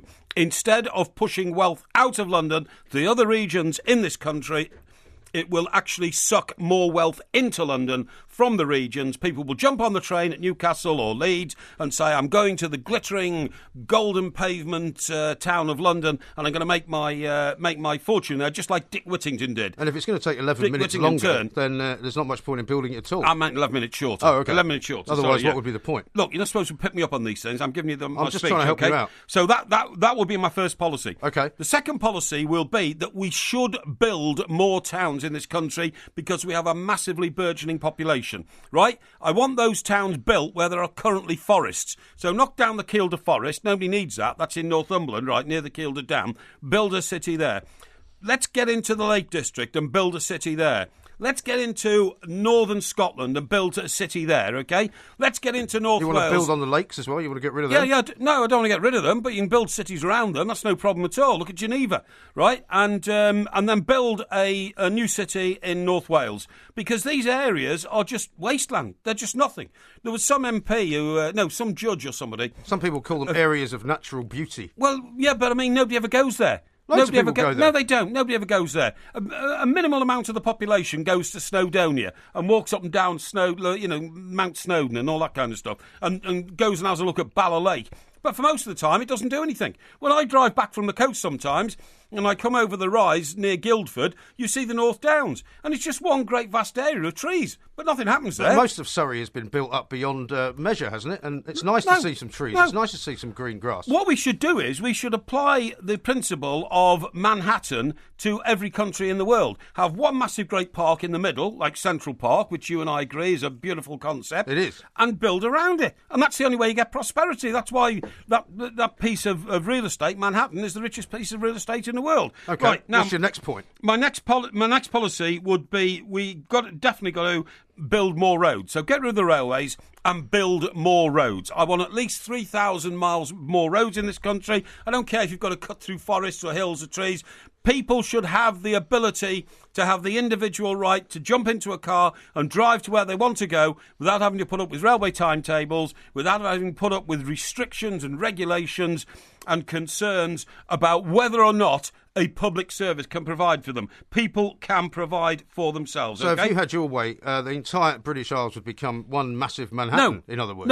No, but there's plenty of room to build more on it. Some judge said about 3 weeks ago, there's plenty of room in this country. I agree. If you get on a train, go out of Euston or King's Cross Station in London, within about 7 or 8 miles, all you got on either side are fields. This idea that we're a massively crowded country is nonsense. Now, the next thing is, when all this is getting underway... How many of these are there, by the way? This is number 4. How many of these there's a few. are There's there? a few. All right. Because one links to another. Now, when all this is underway, we will then exit membership of the EU, and we will go to America, and we will apply to become the 51st state of the United States of America, really? Okay? And the reason why that is entirely possible and viable is that most people are not aware of the fact that Hawaii is the 50th state of America, and Hawaii is as far from Los Angeles as London is from New York. That's true. Okay? So what I'm saying is, Hawaii to New York is the same distance as London to Los Angeles. So there's absolutely no reason whatsoever that we can't become the 51st state of the United States of America. Despite the fact that we're not actually American. Well, Hawaii wasn't American before they acquired it. Well, it's been American for a long time. Texas wasn't American before they acquired it. Connecticut wasn't American. I mean, Mike, you've got to get to But these places have been American for a very long time. Well, don't care. There was always year one when they became American. Are you willing to have like a referendum on any of this stuff, yes, or do you think it should just happen? Well, I think it should happen. I think governments have got to govern. And the problem with referendums is, I mean, for instance, we must double the size of Heathrow Airport immediately. That was another manifesto pledge, OK? The idea that we're going to have a public inquiry for the next 10 years... Democracy falls down on these sort of things. Benevolent dictatorship is a better thing. Too many so you people... want to get rid of the Queen as well? No, I don't know. Too many people... What, do you think she wants to be the 51st state of America? I'm sure she wouldn't have an objection. Really? Look at the antecedents of the royal family. Lots of them went to America. Now, the problem is with democracy... is too many whinging, bleeding-hearted type people get in the way of progress. And so we get rid of the democratic process in things like expanding Heathrow Airport, building new roads, scrapping HS2. Just get on with it and do it, OK? We should halve income tax because that will stimulate the economy. Where's all the money going to come from for all this stuff? Well, if you halve income tax, you actually take more revenues. Really? But, I mean, you're not a student of economics like not, I am. No, I know if you halve studied income economics tax, people work for harder. about, 2 weeks? More people go into work. I mean, how come is it that just 10 days ago I tried to get on the train to come here to talk sport to be told the train's been cancelled, and when I asked why, they said staff shortage. There are 5 million people not working in this country. They must be made to work, and they will be put into the cab of a train and told to drive that train. What if they don't know how to drive it? Well, they'll be taught how to drive it, and they will drive that train, and we'll have a more productive society, OK? Now, the next thing I will be doing is we will be banning fillings in dental treatment. Fillings? You don't need them anymore. We don't want any more fillings. You either take the teeth out and put false teeth in, or you don't do it at all. Why would that save any money? Well, because dentists charge so much money for fillings. I mean, something like about 125 quid to have a tooth filled. They now, charge more like to take a tooth out as well and put in a false one. Well, yes, but I mean, the thing is, we would change the whole industry. The whole industry would be geared around giving people implants and that sort of stuff. We'd ban false teeth because I'm afraid that they're uncivilised. Anybody You mean dentures? Yeah, dentures. I mean, they're very uncivilised. People we'll ban dentures altogether. People either have teeth fitted into their gums. Will people be allowed to visit the country if they have dentures, for example, as tourists? Well, of course they would. Or will they be taking them out at the border? No, of course not. We're going to become a dictatorship, are we? Sounds like it. But we start the policy, the rest of the world will follow, OK? Now, other issues which we have to get sorted... We would build another new 10 coal-fired... Did you see the Queen's speech earlier on, by the way? Because you know how the Queen, generally speaking, is quite a sort of compassionate person. She talks a little bit about how well the year has gone, and she talks a little bit more sort of hopefully about what next year might hold Yes. and how people should be nicer to each other Yeah. and how the Commonwealth is going. I mean, yours is like a list of demands, like some kind of ransom note. No, it's not. It's not, because whatever the Queen says in the Queen's speech on Christmas Day is a good indication of what she's going to say at the opening of Parliament, and that's exactly what I'm doing, give you an indication. But she's normally a bit more benevolent than what you're saying. Yeah, well, I haven't got time You're for that. full of banning things and, I haven't got time for that. outlawing things. We would open at least another 10 coal-fired power stations. This mad idea to send timber over from Canada to fire up Drax Power Station in Yorkshire is so ludicrous. It's polluting the economy. But where are we going to get the coal from, though? Well, we'll open more coal mines. We'll open the coal mines. Open coal mines. We can open coal mines. The technology to get down and dig coal now is greater than ever. We were doing that. And on my last and probably the most important feature of what I feel must be done in this country is that we've got to regulate drones. Because if we don't, a terrorist is going to come along to the edge of Heathrow Airport and fly a drone into the engine of an incoming aircraft. The aircraft will blow up and we will have a tragedy on our hands. Now, you heard it here first. Yes, you talked about this the other day. Yes, well, I'm reiterating the point. People must have a licence to be able to operate a drone, or drones should be banned. It is not beyond the wit of man for us to have a technology where you can cut the power of a drone if it is not licensed, OK? That way we can protect our people, our planes, our airports. That is what we've got to do. Follow all those ideas that I've given you, and this country would be the greatest in the world. Fascinating insight into Mike Porky Parry's views on the way the world should be run. Lots of things should be banned. There should be more coal mining, no more trains, and a lot more roads and cities. So if you enjoy the outdoors, enjoy them while you can, because if he gets his way, there won't be any of them left. Coming up, we're going to be looking at some of the big sports stories with Adrian Durham and Andy Jacobs, and particularly one incident during the World Cup in Brazil. This is Talk Sport.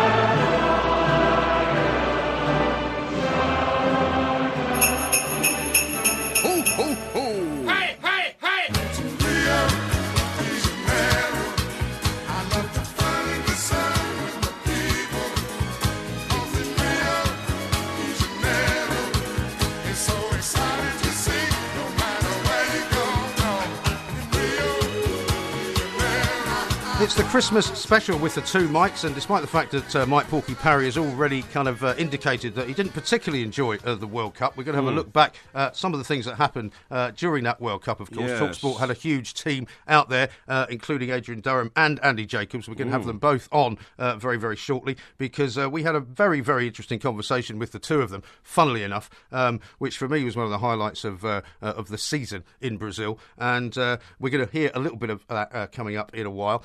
But let's welcome, first of all, Adrian Durham to the show. Adrian, very, very happy Christmas to you. Happy Christmas to you as well. Adrian, happy Christmas, pal. To pull yourself away from the bosom of your family and get on the blower to us here is indeed a privilege and an honour. And let's just remind Adrian, sorry to interrupt you there. Already we're interrupting you. You've only been on 1 second. What we want to do is remind you of that conversation that we had with your good self and Mr. Andy Jacobs over in Rio. It was just after Luis Suarez had been banned for biting. He was still at Liverpool, and nobody knew what was going to happen next. Would you agree with me also? Because I have also researched... Oh, here, you're on a roll now. Just because Adrian's agreed with one thing that you said. No. Now you're on a roll. Adrian's a very well-read man, unlike you, who just goes around, taking the odd paragraph out of the Daily Record and thinking that you're an expert on Scottish history. What I was going to say was, Aid, is that there is another element to this, and that is that, without a shadow of a doubt, within Luis Suarez, there is the genius gene, OK? Now, when you've got the genius gene... Yeah, you think you've got it, don't you? Yeah, when you've got the genius gene, you can be capable of extraordinary behaviour which other people can't understand. I tried to explain to Mike Graham earlier that when Van Gogh cut his ear off, that's because he had the genius gene. It's unusual behaviour. Not a lot of people do it, but you do if you're genius. John Lennon used to get into plastic bags, tie them up, and say, I'm going in the bag for peace. That's because he was stoned off his face. No, it's because... that's because he was into baggism. He was into baggism. And nobody else understood baggism except John Lennon because he's a genius. Now, I'm not... Baggism is only a word because he stuck it in one of his songs. Would you like to... It doesn't exist. Listen, Adrian, of course it does. Adrian, feel free to speak up at any point here. Let me just finish. Just shut up for a minute. Hang on, just let me explain. I'm not excusing Luis Suarez for what he did, but I'm saying the genius gene is clearly part of his extraordinary behaviour. Mike Parry, you and I both have that genius gene. We are I'm not claiming flawed. that.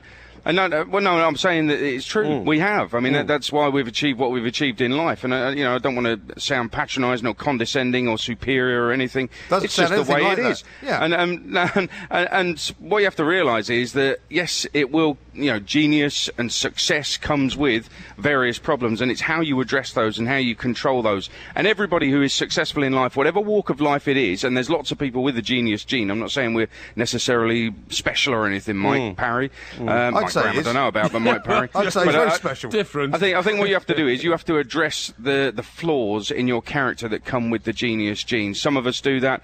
Others, like Luis Suarez, clearly don't. But he absolutely, desperately needs to. Yeah, I totally agree. Listen, and Adrian, thank God we recognise the genius gene. Yeah, thank goodness I'm working with two So, geniuses. Mike Graham, what do you want to do? Just throw him in jail or something? Imagine how privileged... No, I just think he shouldn't be playing football. I mean, this is a guy who, as you describe him... Well, he's been banned from football, hasn't he? Yeah, he can't even play FIFA 14. So he isn't playing football? My reading... No, but so what else do you want? No, but he's not playing football for a while. He's going to be back playing football in November, as far as I read the... So would you ban John Lennon from writing...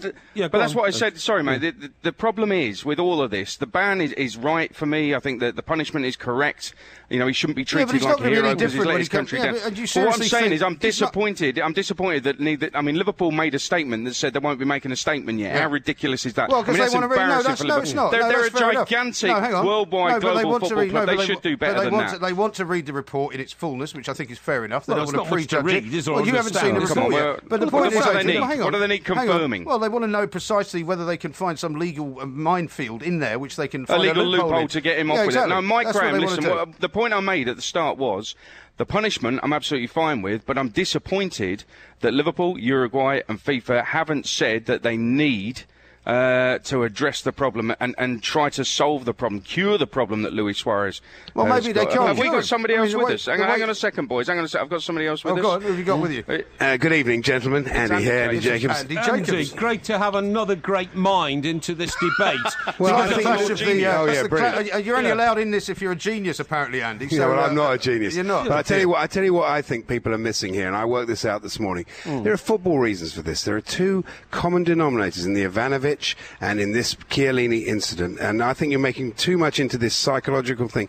This is a guy who's desperate to win, and what he did in the Ivanovic incident and in this one, his team were losing in a desperate situation late in the game, the ball's in the penalty area, he tries something incredibly sneaky, incredibly annoying, akin to basically reaching out and grabbing your testicle, basically trying to elicit a response, goading the player into hitting him. He strikes Suarez. Andy, Suarez goes down. The referee gives a penalty. Uruguay get a goal. Uruguay go through. Andy, that's why he did it. Are you saying that Adrian Durham spent 2 weeks reading up on all this stuff and he shouldn't have bothered? Is that what you're saying? No, I'm not saying. I'm just saying this is a football thing. This guy is desperate to win. And Andy, although you made light of my theory on the genius gene, you have to accept that extraordinary people do extraordinary things. Well, he's not the only extraordinary footballer. He's no more extraordinary than Neymar or Messi or other people like that. He's a brilliant player, but I don't think it's so easy to make excuses for people. I'm not making excuses. He needs help. He needs punishment. One thing I do agree with Adrian. What he's got is exactly what he deserves. But football needs Luis Suarez, and if, for instance, after Van Gogh had cut his own ear off, if he'd then been banned from painting ever again, Robin Van Gogh, you're talking about? No, Vincent Van Gogh.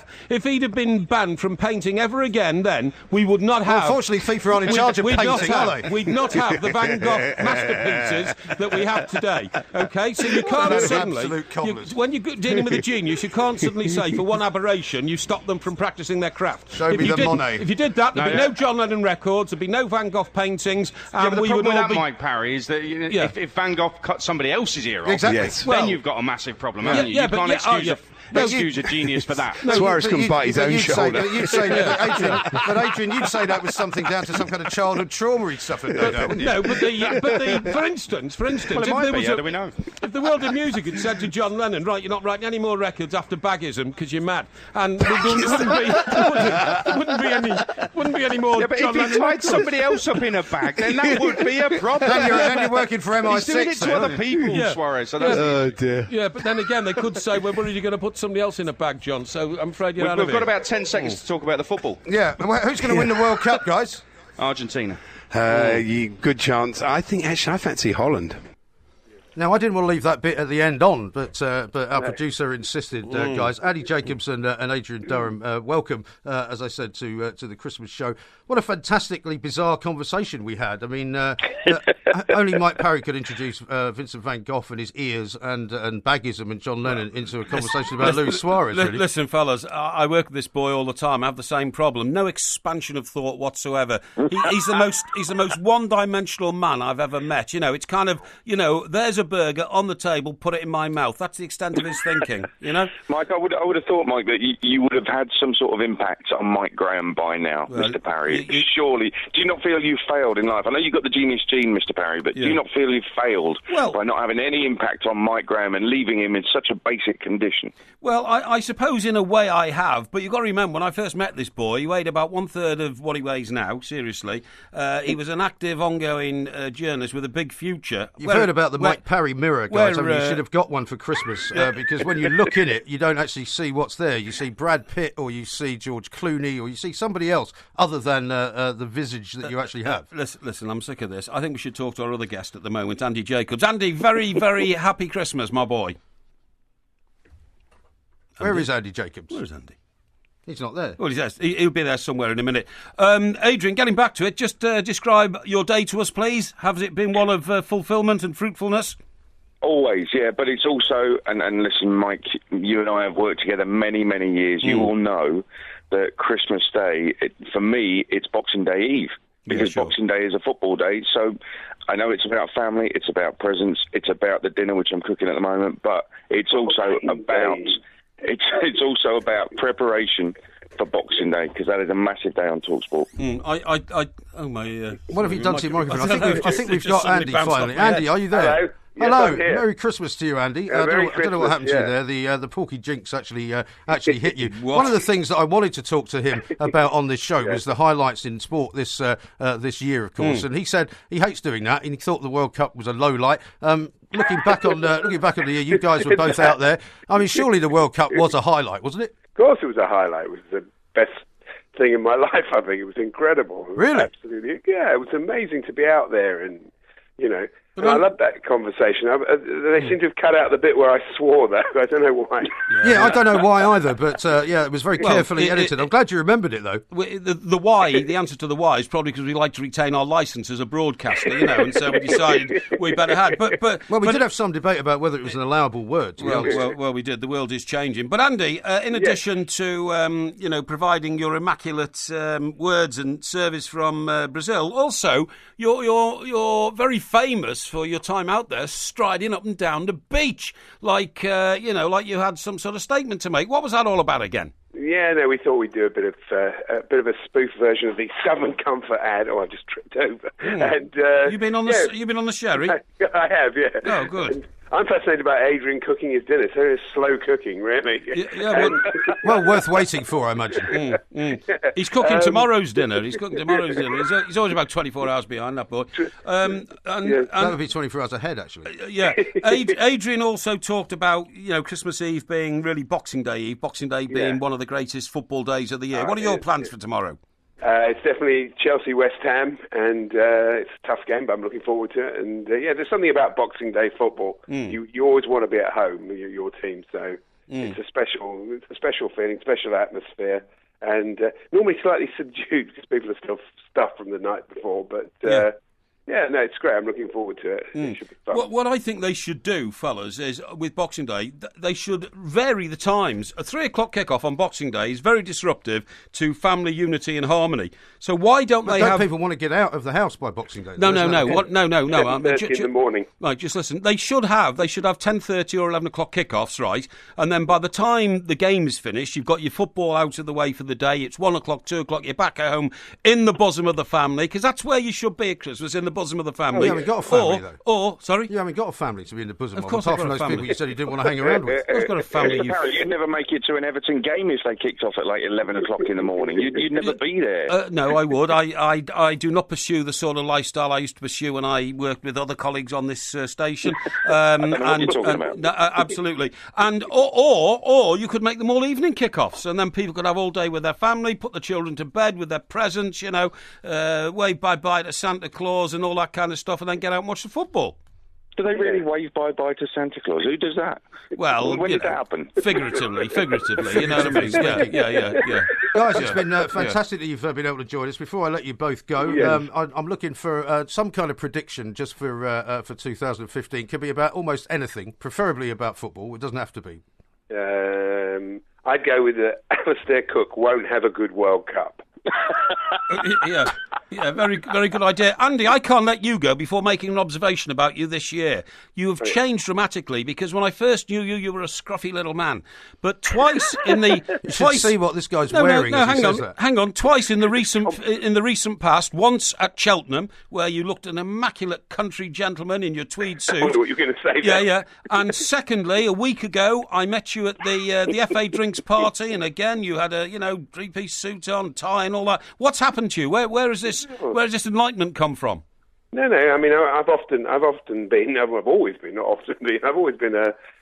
somebody interested in clothes. A bit of a dandy, you know how it is, like yourself. Dandy, yes, I like that. I like the dandy bit. Yeah. Absolutely. And you've got to get dressed up for these things. So, absolutely, you have. And as for Adrian Durham, it's not worth talking about what he wears. We've all seen that. Well, Adrian, you've got Matchday Live coming up, of course, on Boxing Day, have you not?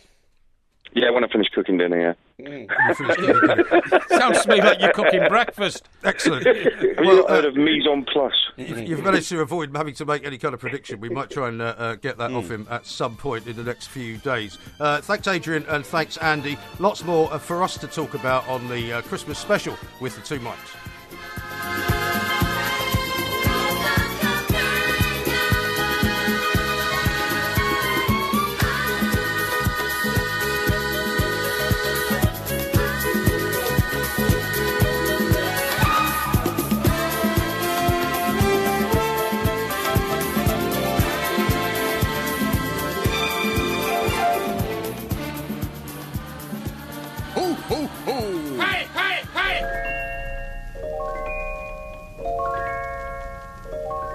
You know Dasher and Dancer and Prancer and Vixen, Comet and Cupid and Donner and Blitzen. But do you recall the most famous reindeer of all?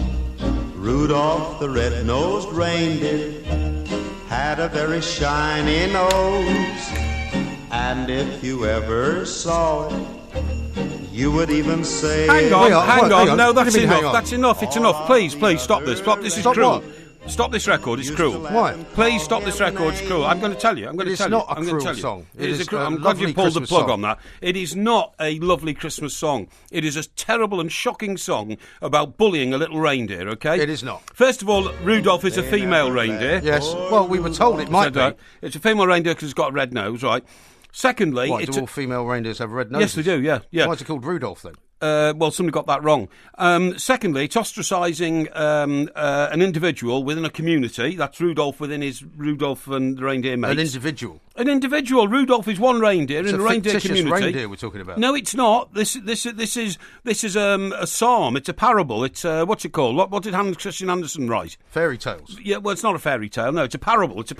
It's like a Bible story. Okay. Well, Hans Christian Andersen didn't write parables. No, well, I didn't mean him. I meant the guy who wrote the Bible, if you see what I mean. But I mean, lots of people wrote the Bible. Lots of people wrote the Bible. Yeah, but the parables in the Bible. There are parables in the Bible. Well, there are parables, but that's not the same as Rudolph the Red-Nosed Reindeer. Well, I think it is, because listen to what I'm saying. You mean a kind of a story that tells a message and that gives people a message. The idea to think about something else? Well, like, for instance, the Good Samaritan. Yes. Right, now that's a parable, isn't it? It's not a song, is it? No, it's not a song. Rudolph the Red-Nosed Reindeer is a song. But it's a song about ostracising a reindeer because it's got what's perceived to be a physical difference, it's not a bit like the deformity. Ugly Duckling scenario. Yeah, it is. It is very much like the Ugly Which Duckling. At the end turns out very well for the Ugly Duckling. But it doesn't. But with Rudolph, he's ostracised because he's got a very red nose, or she. But it turns out very well for Rudolph as well.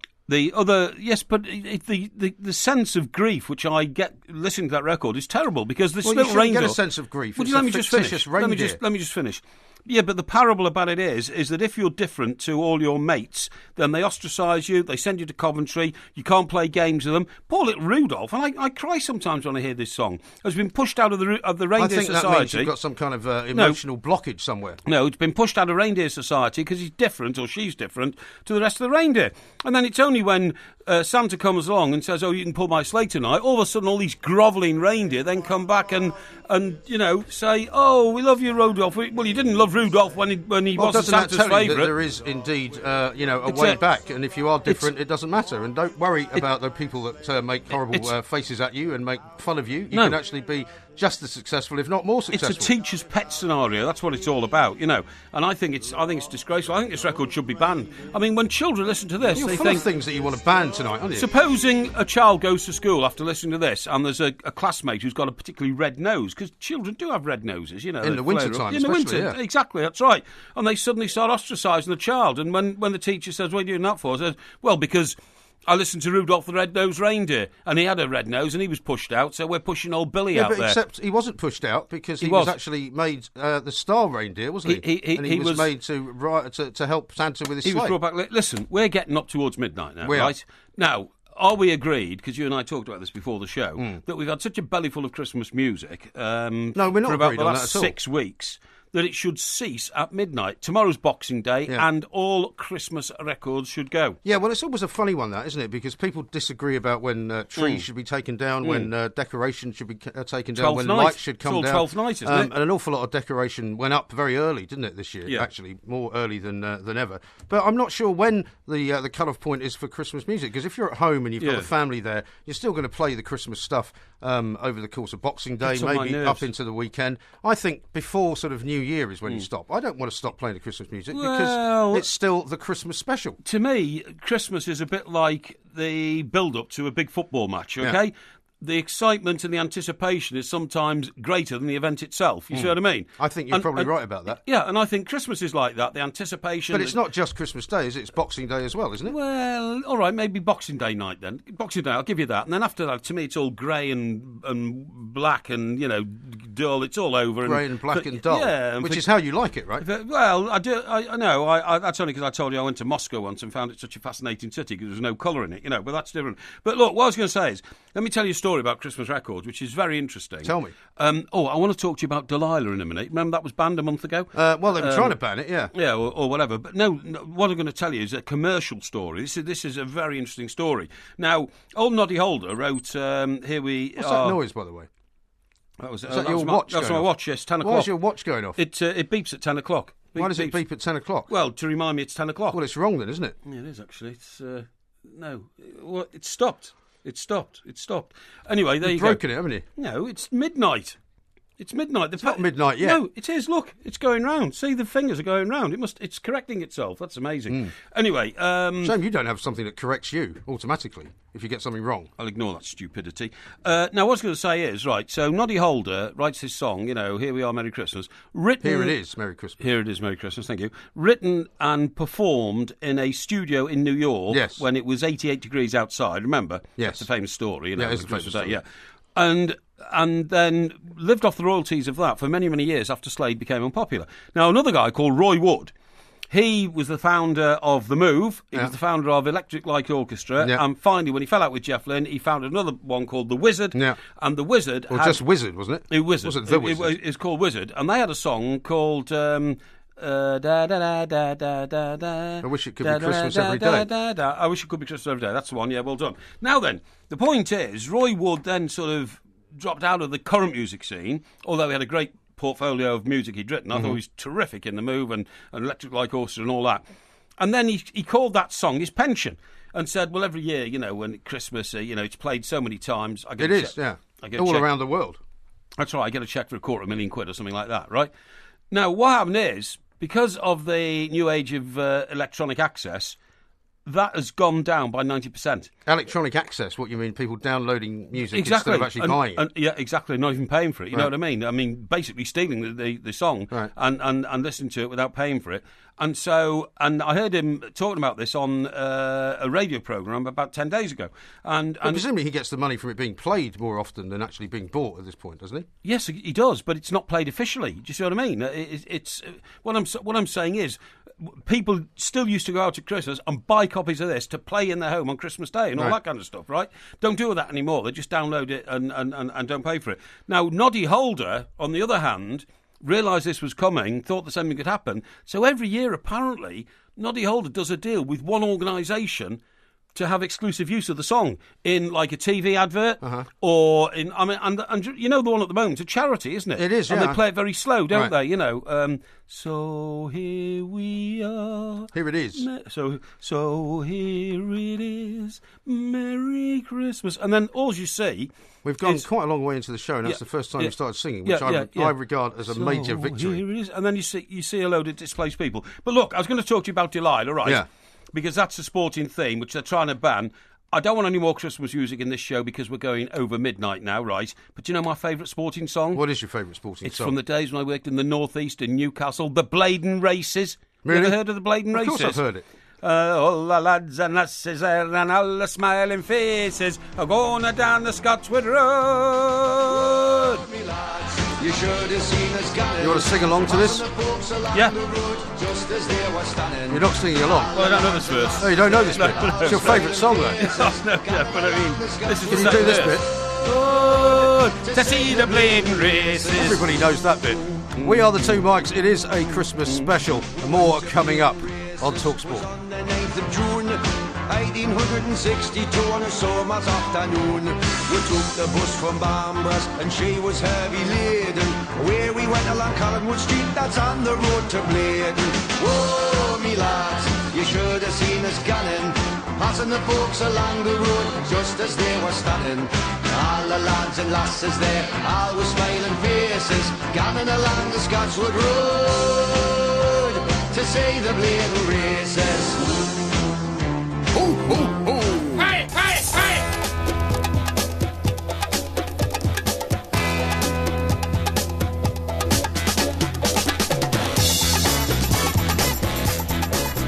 Welcome back to the Christmas special with the Two Mics, although technically now it is actually a Boxing Day. Mr. Parry and I have got one more hour to go. We'll be telling you all about what you should be doing over the course of the next few days and not taking it too easy and getting out there and exercising, because you've got a story you want to talk to us about with trampolines. I'm going to give you some advice on your Christmas present as well, the old stationary bike. And, of course, we'll be looking at Porky Vision. This is where Mike Parry examines all the television that you've been watching and telling you what was good and what's coming up as well. This is TalkSport. We are the Two Mics. It is the Christmas special.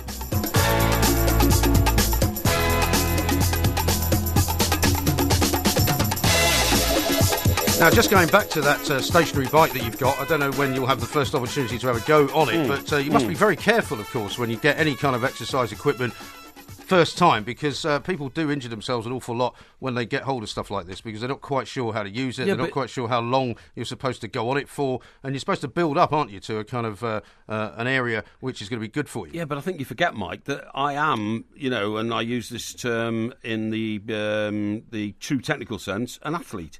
In the true technical sense? Yeah, because I walk 20 or 30 miles a week when my foot isn't broken or when my knee isn't Does that qualify as ligamented. making you an athlete as such? Yeah, of course it does, because I keep my body in great shape, and it means that, for instance, if I... It doesn't look in great shape, I have to say. Well, I'm going to ignore that, because all you're doing is just reflecting upon your own gross shape, and it is gross. But your shape is not that dissimilar to mine. That is a fact, isn't it? Well, my bone structure is not dissimilar to yours, but the amount of flesh on your bones is a lot more than the amount of flesh on mine. Do you think? Yeah, of course I do, yeah. We will at some point in the new year have to have a kind of a weigh-off, which is what a lot of people never mind have asked a weigh-off. It's running up 2 flights of stairs. You wouldn't get to the top of the second flight. I do go up 2 flights of stairs every single day. Where?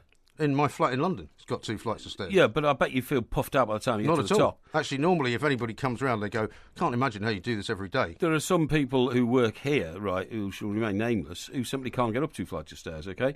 And, of course, if you're in football grounds where we spend a lot of our time... Fortunately, there's a lift. Yeah, well, sometimes there is, sometimes there isn't. Sometimes it takes a long time to get up there. But anyway, look, that's by the by. Now, I want to talk to you about talking about exercise and all that kind of stuff, right? A phenomenon I've come across, and that is... trampolinism. Trampolinism? What is trampolinism? Well, it's becoming a big problem. And I know you're going to have a laugh and say, oh, you know, the mad idea and all that, but it's not. It's not. I was reading a report. Is it some kind of belief in trampolines? No. It's about the number of people who are badly injuring themselves by jumping up and down on a trampoline.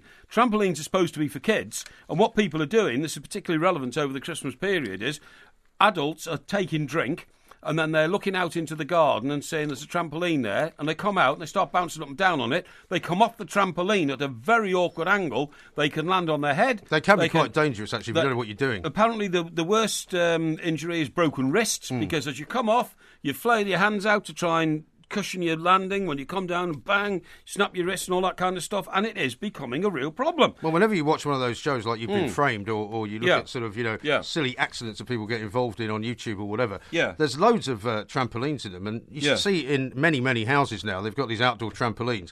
Some of them are quite safe because they have the kind of, the walls going up around it, so that's okay. But some who don't, I mean, you can imagine just jumping off into all sorts of terrible places. I've got this report here, so I'll read a bit of it to you. It's really, really interesting. This is from an expert reviewing injuries from trampolines, OK? A trampoline expert or a medical expert? A medical expert. Oh, right. And it says, now, lady called Karen paid £150 for a trampoline.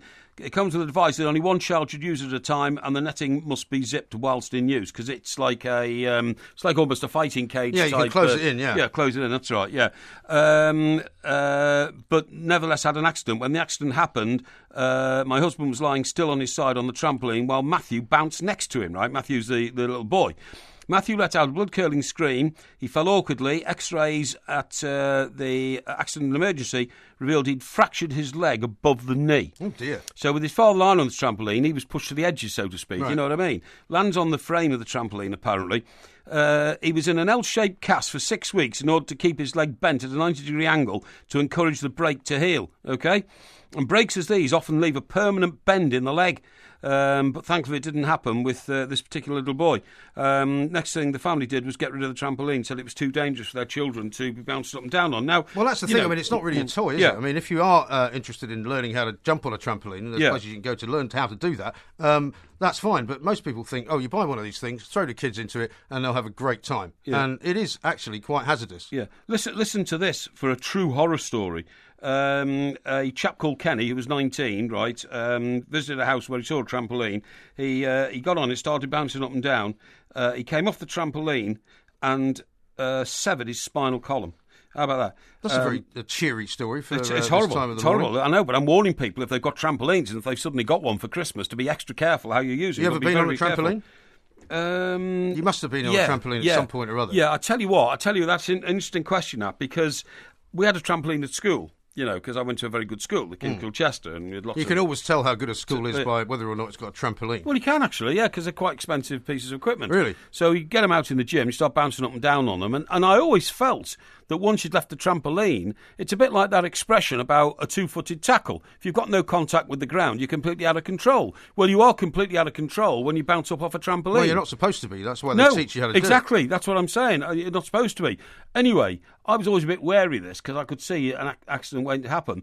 But then I noticed what happened in the years when I was growing up. There were trampoline parks, as people like bouncing on the trampoline, but they actually dug pits and put the trampolines on the ground. Which is a bit safer, isn't it? Well, I suppose it's a bit safer. You still hit the rim of the trampoline. But, I mean, what I'm saying is the simplest things in life which you think are there for your pleasure or, you know, to improve your life and all that can turn out to be so damned dangerous. Well, they can. And that's why I'm warning you right. about the whole stationary bike scenario, because you could find yourself on the stationary bike, and if you're working alone in your place, in your luxury penthouse, and you suddenly find yourself pulling a muscle or injuring yourself in some way, you might not be able to get to the phone. I think it could be quite hazardous. I think you should be very careful about how you exercise on that thing. Yeah, I'm not going to overdo it, because you've got to start very slowly. It's very hard to push those pedals round if you put the setting to, heavy or uphill or something like that. Lance Armstrong, I think, is the maximum, isn't it? Oh, is it? I didn't know Set that. it to Lance Armstrong and see how fast you can get up the hill. Anyway, look, I don't want to go on about these trampolines. You haven't paid any attention to that, have you? Yes, I did. Yes. I could tell when you're not paying attention. No, you said Lance Armstrong. I did. Yeah, I listened. Yeah, you did. And you said that the most severe one is the Lance Armstrong setting,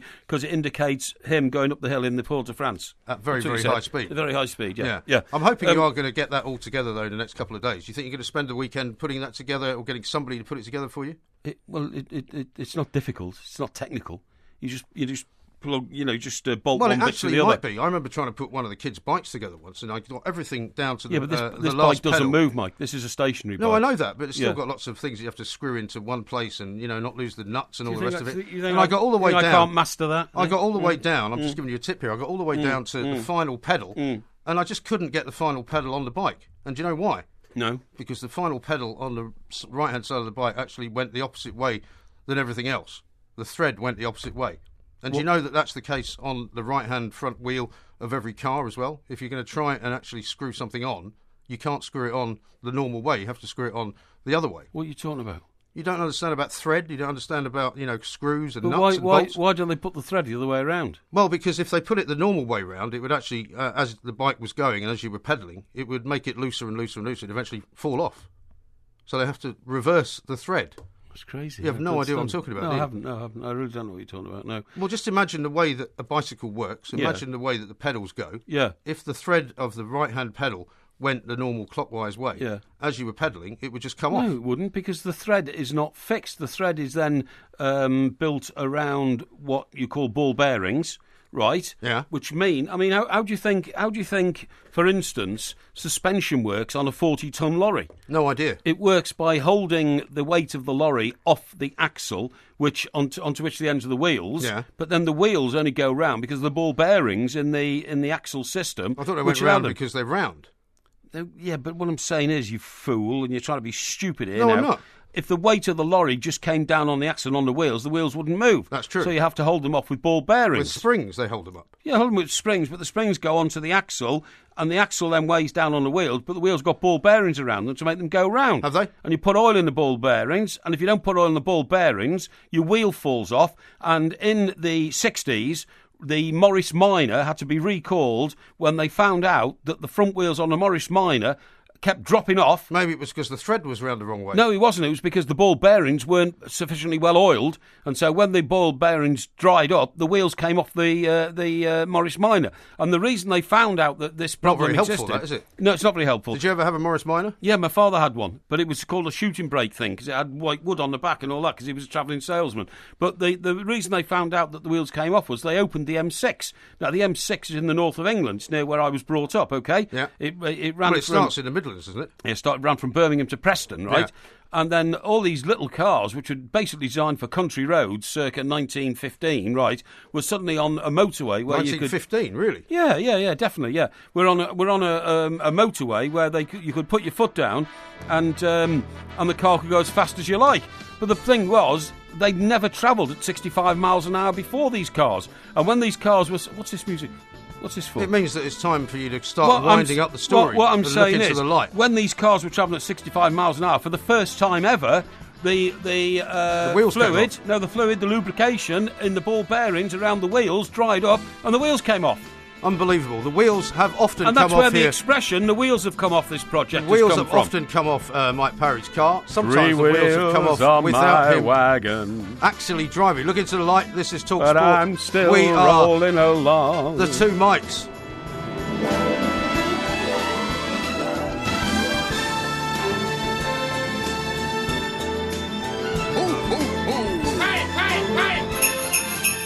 The mood is right. The spirit's up. We're here tonight, and that's enough. Simply have wonderful Christmas time. Simply having a wonderful Christmas time. This is the Christmas special with the two Mikes. He's Mike Parry, I am Mike Graham, of course. And it's been a pretty good Christmas, I would say, as Christmases go.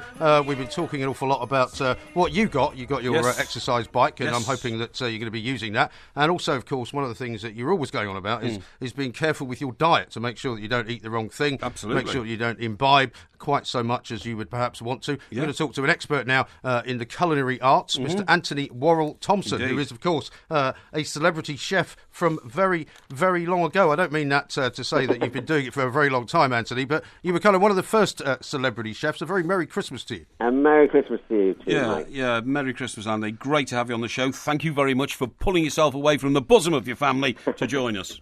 No problem. What we wanted to talk about, Anthony, was whether you could judge our Christmas dinners, our respective Christmas dinners, because Mr. Parry likes to think that he has the best of everything. He's been telling me about how sherry is now no longer perhaps the drink of choice, and champagne has overtaken it. And he's going to tell you what he had for Christmas dinner. I'm going to tell you what I had, and tell us what you think was the better deal.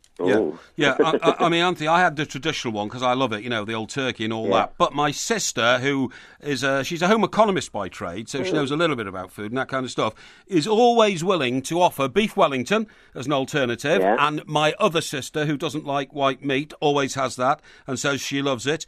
Or if anybody wants it, and my mum had it this year, gammon, glazed gammon, with all the sprouts and all that kind of stuff. So we had all three of those? We had three different dishes around our table. Our family consists of 10 people at the table, and of the three, I have to say the most succulent one looked like the beef Wellington.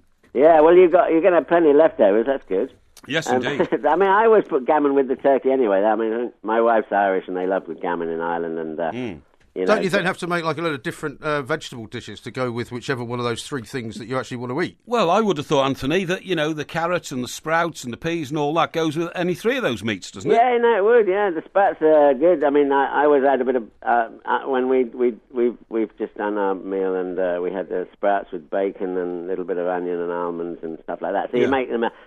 zap them up a bit, but they're really, really good for bubble and squeak tomorrow, say Boxing Day. Oh yeah, absolutely. That all those vegetables that you got left over, just fry up and make a sort of hash with some poached eggs or whatever. Yeah. But your meal sounds really good. Beef Wellington's always a popular choice. Yeah. In our restaurant today, we had sold a lot of Chateaubriand actually, which is the thick end of the fillet. Yeah, and that was really popular. Well, I went for a slightly more simple idea, which was just to have chicken, really, because rather than offering people a completely different... You can have chicken any time of the year. You can have turkey any time of the year. You can have beef Wellington any time of the year. No, I decided it was better to go for chicken because at the end of the day, everybody eats chicken. Nobody has a problem with it, and it's very, very durable, and you can do all sorts of different things with it. And it's not very Christmassy, is it, Anthony? Well, it sounds a bit like a sort of theme to a new film called Home Alone 3. Yes, it does. Yes, you're absolutely right, yeah. Home Alone 3? Yeah. Well, I mean, I had about 10 people I had to entertain as well. And you got a chicken to do 10. Did they all get chicken? Yeah, they all got chicken, yeah. We actually had to cook 2 chickens just to make sure that everybody had the same amount. You can have chicken any Sunday. Yeah, but don't forget that in the Parry household, lots of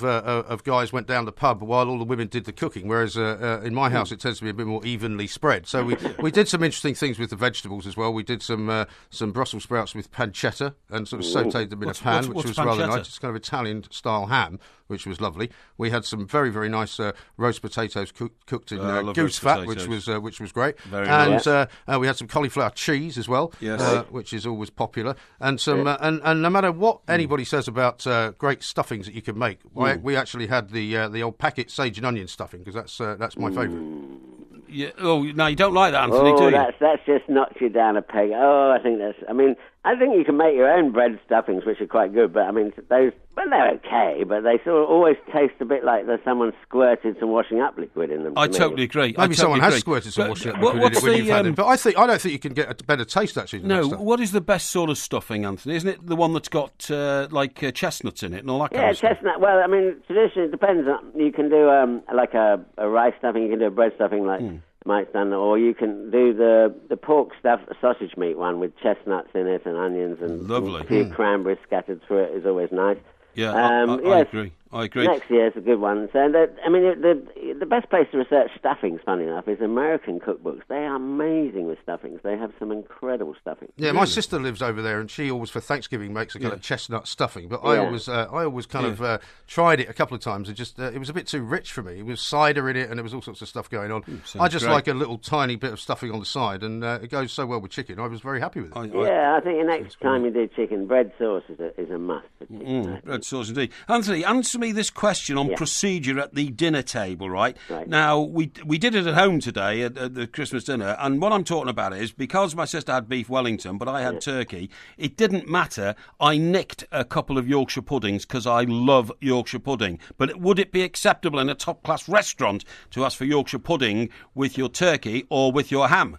Well, I hope it is, because of the greyhound we have every Sunday we have about 4 or 5 different roasts, and everyone wants Yorkshire pudding. So, as far as I'm concerned, if you like Yorkshire pudding, have it. You know, I mean, etiquette gone really. I mean, okay, traditionally it's just beef, and the Yorkshire people will be up in arms probably. But I say Yorkshire pudding goes with anything. Okay, fine. Now, a research document I've seen, Anthony, shows that because of the way society is changing, that you just mentioned the bubble and squeak, for Boxing Day and all that, all that. But apparently now people are tailoring their Christmas dinner to Christmas Day only, and much more so than ever, perhaps to save on the washing up or the cooking and all that, they're sending out for takeaways on Boxing Day. Pizzas, curries, Chinese takeaways. I mean, surely that's the spirit of Christmas disappearing, isn't it? Well, it is a bit. I mean, Boxing Day to me was always getting as many people around as you can to use up the leftovers, have the old ham out, the turkey, make some fantastic turkey bits and pieces.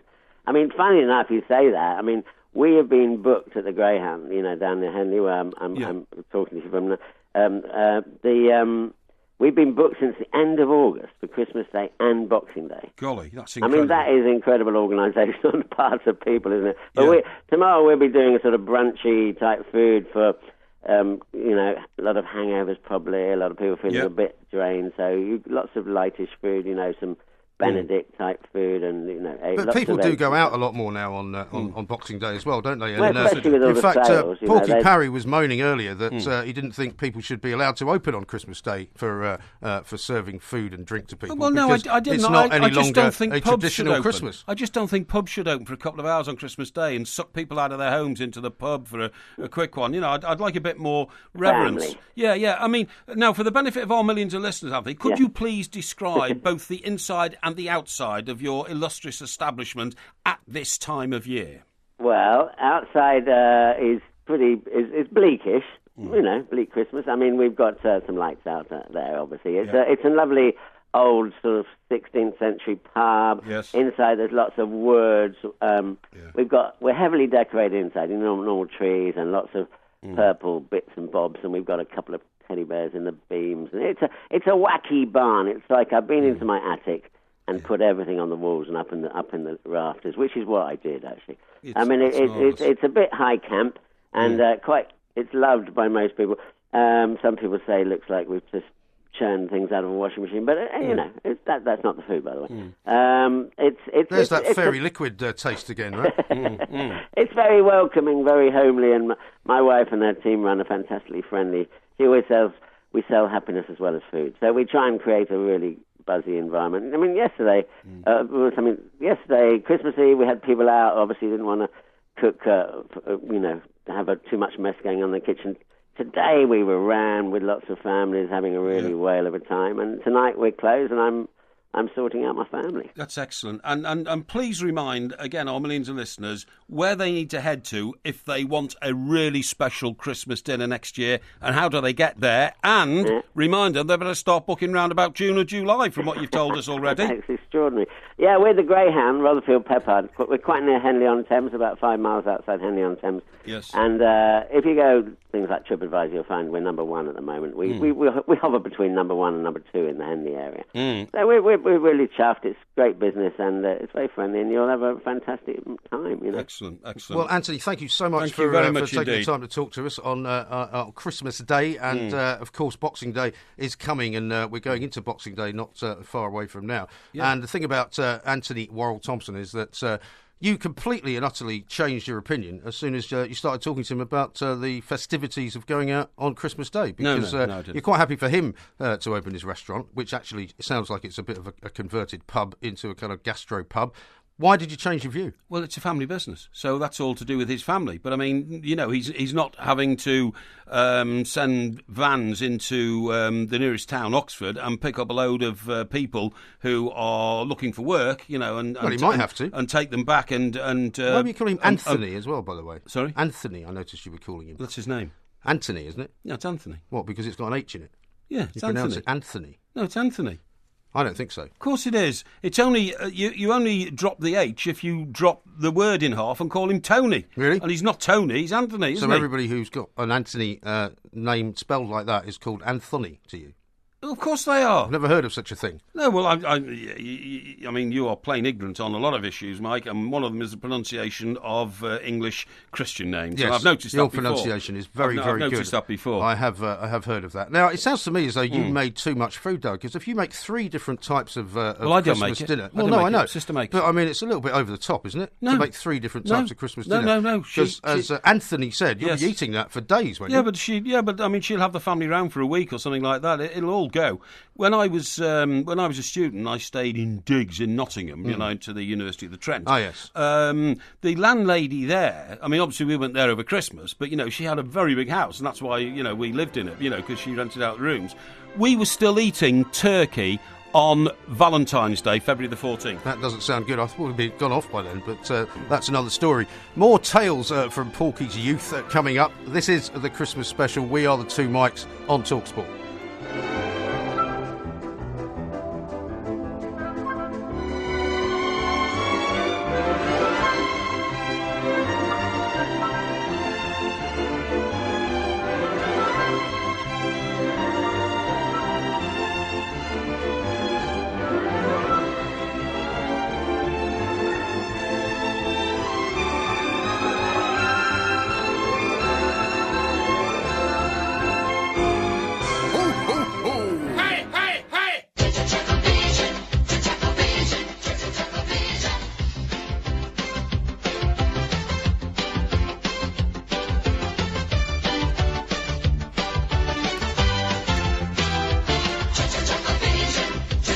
Sound can only mean one thing, and that is that Mr. Mike Porky Parry is going to give you the benefit of his amazing analysis of all the television that's been going on over the Christmas period, of course, and maybe a couple of things that are coming up. We're going to try and avoid giving anything away if we possibly can. This has become a very popular feature, actually, of the 2 Mike show, not least because people are amazed how you're able to do a television review without, generally speaking, having seen anything at all. But I have, you see. I'm hopeful that this time you might have seen something. It's just the way that you gerrymander the thoughts of the audience against me. Not at all. Which I find appalling. Not only do you cheat in the quiz, but you try to turn the views of the audience against me in a most pathetic manner. Do you know why that is, Mike? Why is that? Because I'm more popular with the audience than you are, and you can't handle that. Some sections of the audience. You can't handle that. Some sections. I'm not looking for popularity, of course. Your ego. As I know that you are. Your ego, right? Your ego is issuing checks your body can't sign. Really? Okay. Have you written that one down? You've been waiting till now to say it. No. Now, Christmas, obviously... That's a line from Top Gun, by the way. Oh, is it? Yeah, your favourite movie. Yeah, your body's cashing checks your brain can't sign, or something like that. Something like that, yeah. Your favourite film, you can't remember the line. Never mind. Yeah. Don't worry. Now, we talked about the food scenario at Christmas. Yes. TV is very much at the centre of a lot of family Christmases, about the food there, it? By the way. Wouldn't it be nice one year if we took our families to Anthony Worrell Thompson's Anthony place? Worrell Thompson's place must be great. Yes, very possibly.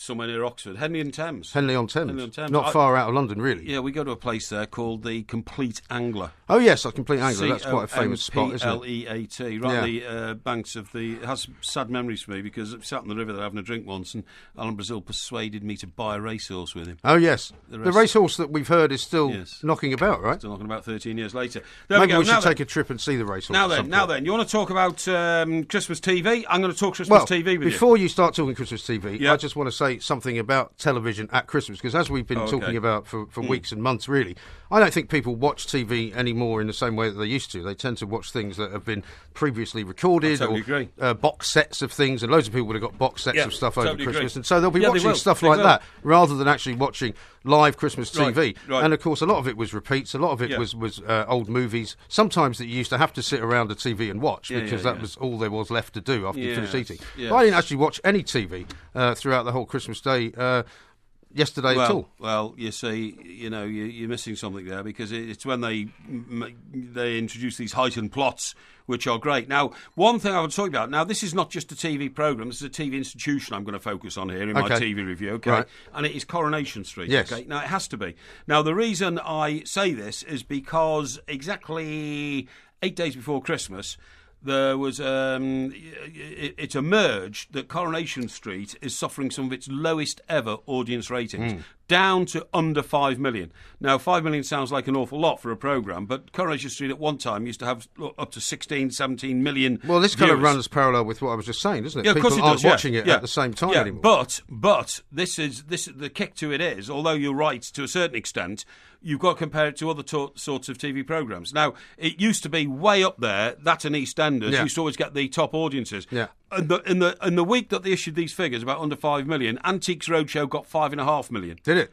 And Countryfile got 6.7 million. How about that? Yeah, but you see, again, that wouldn't have topped what they used to get on Coronation Street and EastEnders if the figures were like they were a few years back. But that's what I'm saying. So it's not just a wholesale diminishing of audience numbers. What I'm saying is other programmes are becoming more popular than Coronation Street. And do you know why that is? It's because people think that some of the plots in Coronation Street have become utterly absurd. But they've tried to make them more kind of absurd deliberately, haven't they, in order to kind of hook more people in? There was, throughout the year, there was a plot about a murder, and the murder was the murder victim was a girl called Michelle, and she was played by old Tina. What's her name? What's her name? I don't know. Tina. You're the man doing a review. Yeah. I'll think of her surname in a minute. But anyway, she's a very beautiful girl, and she was a big draw, and all that kind of stuff. And it has been said that when she went out of the show, because she saw that a previous beauty on the show, a lady called Helen Flanagan, who used to play Rose. Oh yes. Used to play Rose, come and have your beans on toast, She's gone on to do other things, hasn't she? Exactly. She came off Coronation Street, and all of a sudden she became a real pin-up glamour girl, and she's getting great contracts for modelling and all that kind of stuff. And I'm not sure whether Didn't she go in the jungle as well? She went in the jungle. By the way, she played Tina McIntyre in the... I got it the wrong way around. She wasn't Michelle in Coronation Street. She was Tina McIntyre. Yes. Her real name... It's easy to confuse the two, isn't it? Her real name is Michelle Keegan, right? Yeah. As in Kevin. You know what I mean? Kevin? Well, Kevin Keegan. Oh, right, But okay. she's not related. She's not related to No, Kevin she's not Keegan. related to Kevin Keegan. No, it's the same name, so that our audience can audially identify with the name. Yes, I think they've probably heard of Michelle her, Keegan, to be honest. Yeah. So anyway, she comes out the show, and she decided that's a career decision and all that. Some say that she might have been sort of looking at the success Helen Morgan had and trying to, like that. But Helen Flanagan. Helen Flanagan, that's Yes. right. What did I say? You said Helen Morgan. Helen Morgan, yeah, sorry. She used to be Miss Wales. Did she? She was Miss Wales, and then she became Miss World. Right. She had to give her title up because they found she was a single mum. That was about 25 years ago. It's fantastic. Did you know that? Yeah, no, I didn't know that, no. Anyway. So... Did you watch anything on TV yesterday? Yeah, well, I'm telling you about Coronation Street, aren't I know, but you're telling me about Coronation Street ages ago. No, I'm telling you about the problem they had. So what you wanted was a blockbusting Christmas Day corrie. Yes. Christmas Day corrie. But right? it was believable, presumably. It wasn't too crazy. Believable, wasn't too crazy. I mean, over the past few months, they've had this murder plot involving Tina, Michelle, whatever you want to call her, and that's now gone. That's all sorted. So now they've got these ludicrous plots about, opening community centres and people having relationship problems all over the place, and but isn't that what it should be? Things like the guy who runs the taxi service having a mental breakdown and all that. No, but isn't that what it should be? Terribly it should boring, be like terribly a soap boring. opera where nothing particularly amazing happens, where there aren't massive murders or there aren't ridiculous sort of crimes being committed. But that's the trouble. If you've been going as a TV show for this long, the writers have to come up with something to hook the audience, don't they? Yeah. Well, I suppose they do. But anyway, the point of my story is what is the point of the story? The corrie is struggling. Was yesterday's episode good enough as a blockbuster to bring those? Well, I had to record it because So you haven't seen it? No, I haven't seen it. No, right. Because I didn't. Well, that's good in a way because a lot of people might have recorded it as well. Well, that's right. We don't want to have to give away what actually happened. That's right. I had familial duties. Okay. Now you just mentioned box sets and all that, right? And you're absolutely right because. Excuse me. Yeah. Okay. Yeah. In this modern day and age, when we don't have time to necessarily sit down and watch it when it's scheduled, we watch it later. There was a program called Remember Me, which came to a conclusion, and it was about a ghost. Was it? Yeah, Michael Palin. Did you not read about it? No, I didn't. Yeah, Michael Palin. I'll leave the TV stuff to you. Okay, Michael Palin. It's a drama, is it? A drama. Okay. And it's about. Have you seen any of it? Well, this is why I'm talking to you about box sets, right? Because this is what people do at Christmas now. They buy box sets you haven't and they watch seen it then? No, I haven't seen it. No, but no. But I mean, I will see it. I will see it. That's the point. I will see it. I'm looking forward to your view on it. Yeah. Once you have seen it. Yeah, and that's pretty good. But the only thing is, I don't like watching ghost programs before I go to bed. In case I get spooked and start dreaming about ghosts or think there are ghosts in my room or something like that. Well, you could watch them during the day, I suppose. There's a ghost in my house. You could watch them while you're on your... There's a ghost in the roof. Who was that? I've no idea. There's a ghost in my house. Don't recognise that song at all. Yeah, there's a ghost in my house. Can you give us a sort of time frame? There's a ghost in my... well, it's about 25 years Maybe ago. you could watch that sort of thing when you're on the old exercise bike. Because that's the ideal, box set viewing. I totally agree. Now, the other one... And then you would know, like, when you finish one episode, to stop. The other one, which has come to a conclusion this week, of course, is The Missing. The Missing, yes. Now, this is James Nesbitt. Yeah. In a gripping saga, 8 episodes about... That ended last week, didn't it? Well, it's in this week of television reviews that I'm doing, isn't it? Yes, well, I suppose so. Exactly. That's what I'm saying. The Christmas TV viewing. And the week before. No. In the week of.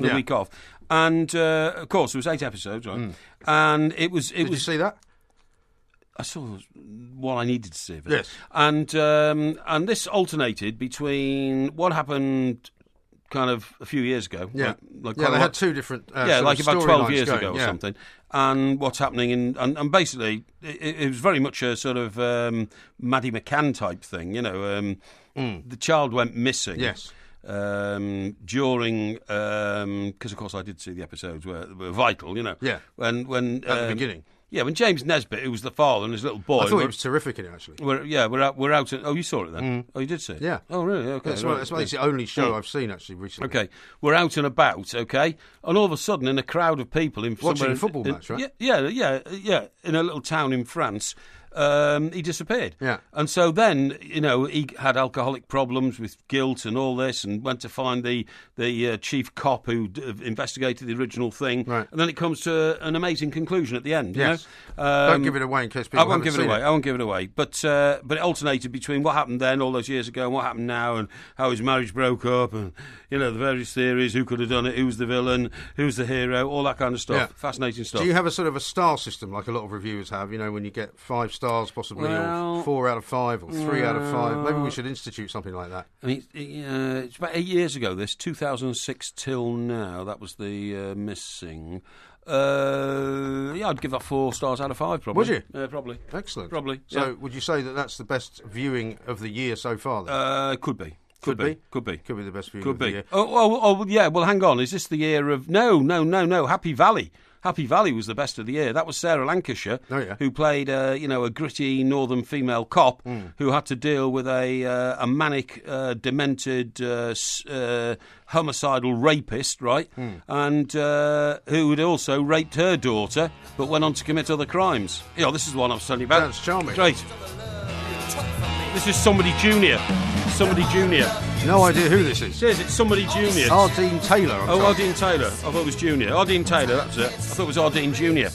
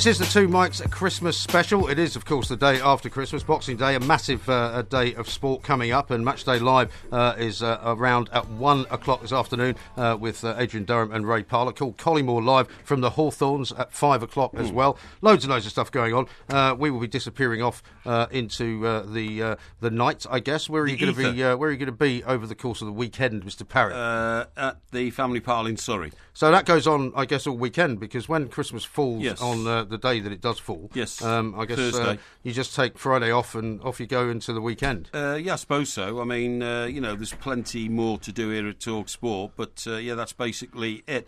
Before we go any further, as this is the Christmas show, and as I've been claiming all year that you've been stitching me up on the quizzes, I'm going to put you on the spot, right? I'm going to put you on the spot because I did the research. Now, remember the Beatles quiz? Yes. And you asked me what was the Beatles' first number one? Yes. And what did I say? I can't remember that but we did have a dispute, didn't we? Because you were claiming that that whatever song you thought was used by it was the wrong chart system. Basically, it was an argument about which chart was counted and which chart was not counted. Exactly right.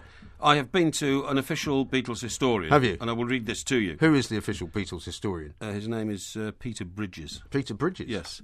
Right. Well known. Is he well known? Well known in Beatles circles. Is he? Yes.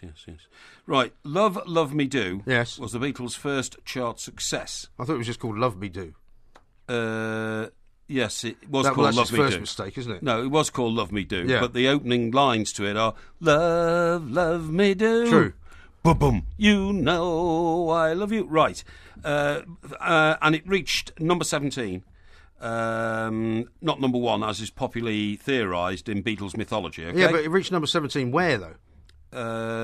In the Melody Maker chart. Because there are different charts, that's the point. Yeah. Right. Next came Please Please Me, which reached number 2 in January 1963. The third release, From Me to You, was the first number one hit in April 1963. And I said it was From Me to You, and you swore blind it was Please Please Me. Yeah, because if you look at a different chart, the chart that was generally accepted to be the right chart. Yeah, but Please Me is the answer, the one that became the official chart. But I should have gotten a mark for getting it right. Are you seriously sitting here telling me I should have got a mark for getting it right, because you've already admitted in one of the charts it was number one. So it doesn't matter which chart it was. Yes, you have. I haven't. Yes, would you like me to give you a point on the Beatles quiz that you think that you've been nursing your wrath now for how many months ago was this? About 3 or 4 months. 3 or 4 months. Yes, I would, You've been thinking about getting your own back by pointing out with some guy who I've never heard of, who claims to be a Beatles historian, that you're correct and I'm not. I am correct. That is ridiculous. I am correct. And you got 3 out of 10, I think. So I'll tell you what we'll do. You're a damn cheat. We'll give you 4 out of 10 for your expert subject. By the way, the audience on the Beatles quiz. The audience knows you're a cheat. Listen, I know your parents live in. Sorry, your surviving parent. Your mother. My father's dead. Yeah, I know your father's. So you can't really refer to my parents at all. No. You're surviving. I mean, you spend an awful lot of time slagging off my father, despite the fact that he's dead. Yeah. Yeah, well, I knew your dad, and he was eccentric, and all that. Did you know, by the way, that the proper use of the English language, if you lose one parent, you are an orphan? What? You are an orphan. I thought you were only an orphan if you lost both parents. No, common misconception. Really? I've been an orphan for 31 years. An orphan? Since my dad died, yeah. That's not true. So if you go to an orphanage, which we don't really call them orphanages anymore, but if you went to an orphanage, are you telling me that everyone there's got one parent? No, I'm not, no. Because what would they be doing in an orphanage? Well, because they wouldn't have any parents. Right. But what I'm saying is, you look up in the Oxford English Dictionary, which I do. In fact, actually, I wish I'd brought my electronic dictionary in today. I wish you'd brought your electronic dictionary with you as well. To prove it. But the definition of orphan is a child deprived of one or more parents. Really? Yes. One or more? Yes, one or more. So yes. Possibly 2 or 3? Well, no. Not many people have more than 2 parents. Although, funny enough, these days, some people do have 3 parents, don't they? Well, it's certainly scientifically possible. And all that kind of stuff, yeah. Certainly scientifically possible. Yeah. I've just been handed a definition here. Right. A child whose parents are dead. He was left an orphan as a small boy because the definition of the word orphan is not as you've described. No, it is. A child whose parents, plural, are dead. Where's that from? It's from the Oxford English Dictionary. No, rubbish. That's nonsense. You've read the wrong definition. I've never ever heard of anyone being referred to as an orphan because they've lost one parent. If you lose one parent, you are an orphan. I'm telling you. So what if you don't ever know who one of your parents is? Are you still an orphan then? Yes. Yes, you're an orphan. So somebody who was brought up in maybe a single mother household. Nectar parentage, right? Nectar Hey? parentage. Nectar? That means no parentage. No parentage. Is nectar parentage. Nectar what is that? It's a Latin expression. Is it? Yeah, nectar parentis. Right. No parents, right? Is that where nectar card comes from? No. Nothing to do with that. No. It's where nectar and bees comes from. It's the same definition. Oh, right. I presume you never did get the old beehive for your sister as a present. It's coming. You did get the beehive? Yeah, it's coming. But you were a little bit right there. At this time of the year, I don't like to put them out in the gardens because the bees would freeze to death. Yeah. So they have to wait till spring for it to come. But it is all there. So it'll be more of an Easter present then? Yeah, that's right. But I gave her the gift and the present and all that kind of stuff, believe me. And she was very, very grateful to it. It's really going to... She's looking forward to it? Yeah, it's going to seize her interest, Marvellous. I look forward to the honey then. Anyway, the reason yes, that's right. The reason we're talking about your parent is, obviously... my parent? Your parent. My parent? You mean my mother? Your mother. You can't obviously visit her on a weekly, regular basis or anything like that because she lives so far away, right? Now, I have discovered a truism of life, and that is, and I'm not being class obsessed here or anything like this. No, I'm not class obsessed. Because you are kind of class obsessed. I'm not. No. But this is the truism of the matter, right? Poorer families. Truism of what matter? Well, I'm about to tell you. Poorer families, and this is all about getting together for Christmas that families do. Poorer families live much closer to each other than more wealthy families. Do you agree? Not necessarily, no. Of course they do. I don't think that's true. Of course they do. Poorer families, and they're only poor, it's not their fault they're poor, they're poor because they haven't had some of the advantages in life which the rest of us have had. You see what I mean? Yeah. So what I'm saying is, they tend to still live all in the same street or something like that, you know what I mean? Do you really think that's true? Yeah, I do think it's true. I don't think it's so much true anymore. They can all live on the same sort of, area, same housing estate or whatever, your uncle lives around there, your nan lives around there. I think that's what used to be the case. I'm not sure it is anymore. No, it's still very true, believe me. I observe these things in society. I'm a great people watcher. I know you are, yeah. And poorer people live much closer to their relatives than wealthier people. And wealthier people live further apart because they have seized opportunities in life perhaps not available to people at the other end of the social scale. And consequently, the movement of labour is much greater in higher paid jobs. So, for instance, if you're... So you're more likely to move to another country, is what you're saying? Or another county, or another town. What about people who serve in the armed forces and go overseas and that kind of thing? Yeah, well, only the soldier goes overseas. The family all live on a camp in Aldershot or that's what I mean. Or somewhere like that. So they live very close to each other, you know what I mean? So what's the point of this, actually? Well, the point of this is, what I'm saying is, getting together at Christmas is one of two things. It's either... what you're doing, flying your mother in from America, and your sister's coming as well, isn't she? And all that would be great. You'll all get together for Christmas. Well, they're all here already, actually. All here already? Yeah. Oh, where are they staying? Yeah, staying at my place in Sussex. Oh, really? You didn't tell me your mother had arrived? Yeah. Well, she came for Christmas. What would be the point of her not being here yet? No, I know that, but what I'm saying is I wanted to sort of ring her up and say hello and all that. Oh, did you? She only came the day before yesterday. Well, there's still time. She's not going back till next week. Oh, OK, that's fine. Anyway, so what I'm saying is... There's your alarm again. Yeah, it is, and it's now 1 o'clock. You need to switch it off. It's 1 o'clock. That must mean the end of the show's coming up quite soon, so I better hurry up. Yeah, so what I was going to say to you is... You better get to the point of the story. Yeah, people pile up the car with expensive presents, jump into the Jaguar estate, or the BMW estate or something, and burn 140 miles up the motorway, or down the motorway, or the M4 or something, into the Thames Valley corridor to go to their nearest relatives, who might be their sister or brother who've done well in life, their bankers or something like that, or the parents who were two country doctors. This is of absolutely no consequence at all, is it? It is. And what happens when they get there?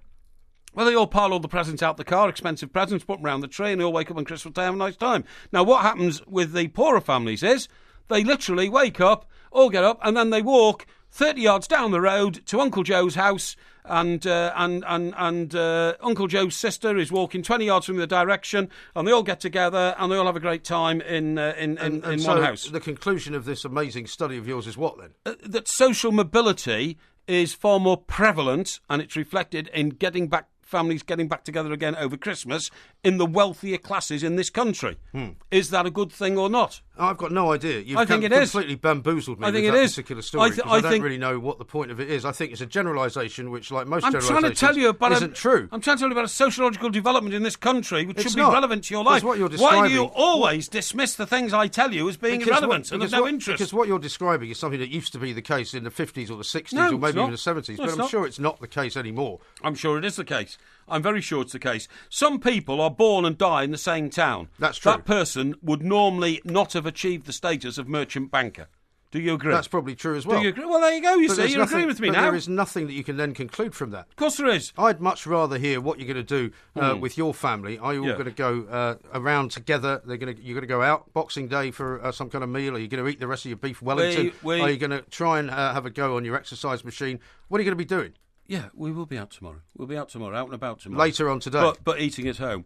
Anyway, listen, I'm looking forward to not just post-Christmas, but post-New Year, OK? Post-New Year, But you and I'll get together and do another show before then. I want to remind our listeners, the millions of them out there... We're heading to Birmingham. We're heading to Birmingham on March the 6th, and believe it or not, half the tickets in the theatre have already gone. We're astonished, very, very pleased, but would like to make sure you don't miss out if you want to come and see us, OK? Absolutely right. We'll be putting out the link, as ever, at the Two Mics on Twitter. It's been an absolute pleasure spending Christmas Day evening with you, Mr. Parry. And with yourself, and, old boy. I'll be seeing you next week, as ever, no doubt. And we've had a blast. Hope you've had a great time as well. Don't forget Matchday Live coming up later on today with Adrian Durham and Ray Parler from 1 o'clock, and then Paul Collymore live from the Hawthorns at 5 o'clock as well, of course. This is TalkSport. We are the Two Mics. It's Boxing Day.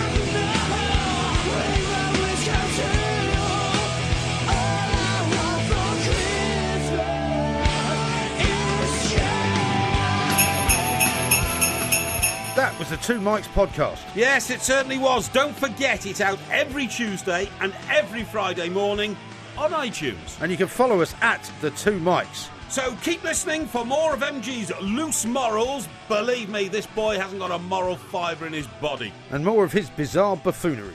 What? Ho, ho, ho! Hey, hey, hey! It's nearly Christmas time and everyone has an advent calendar. So here's a little advent countdown, extra time style.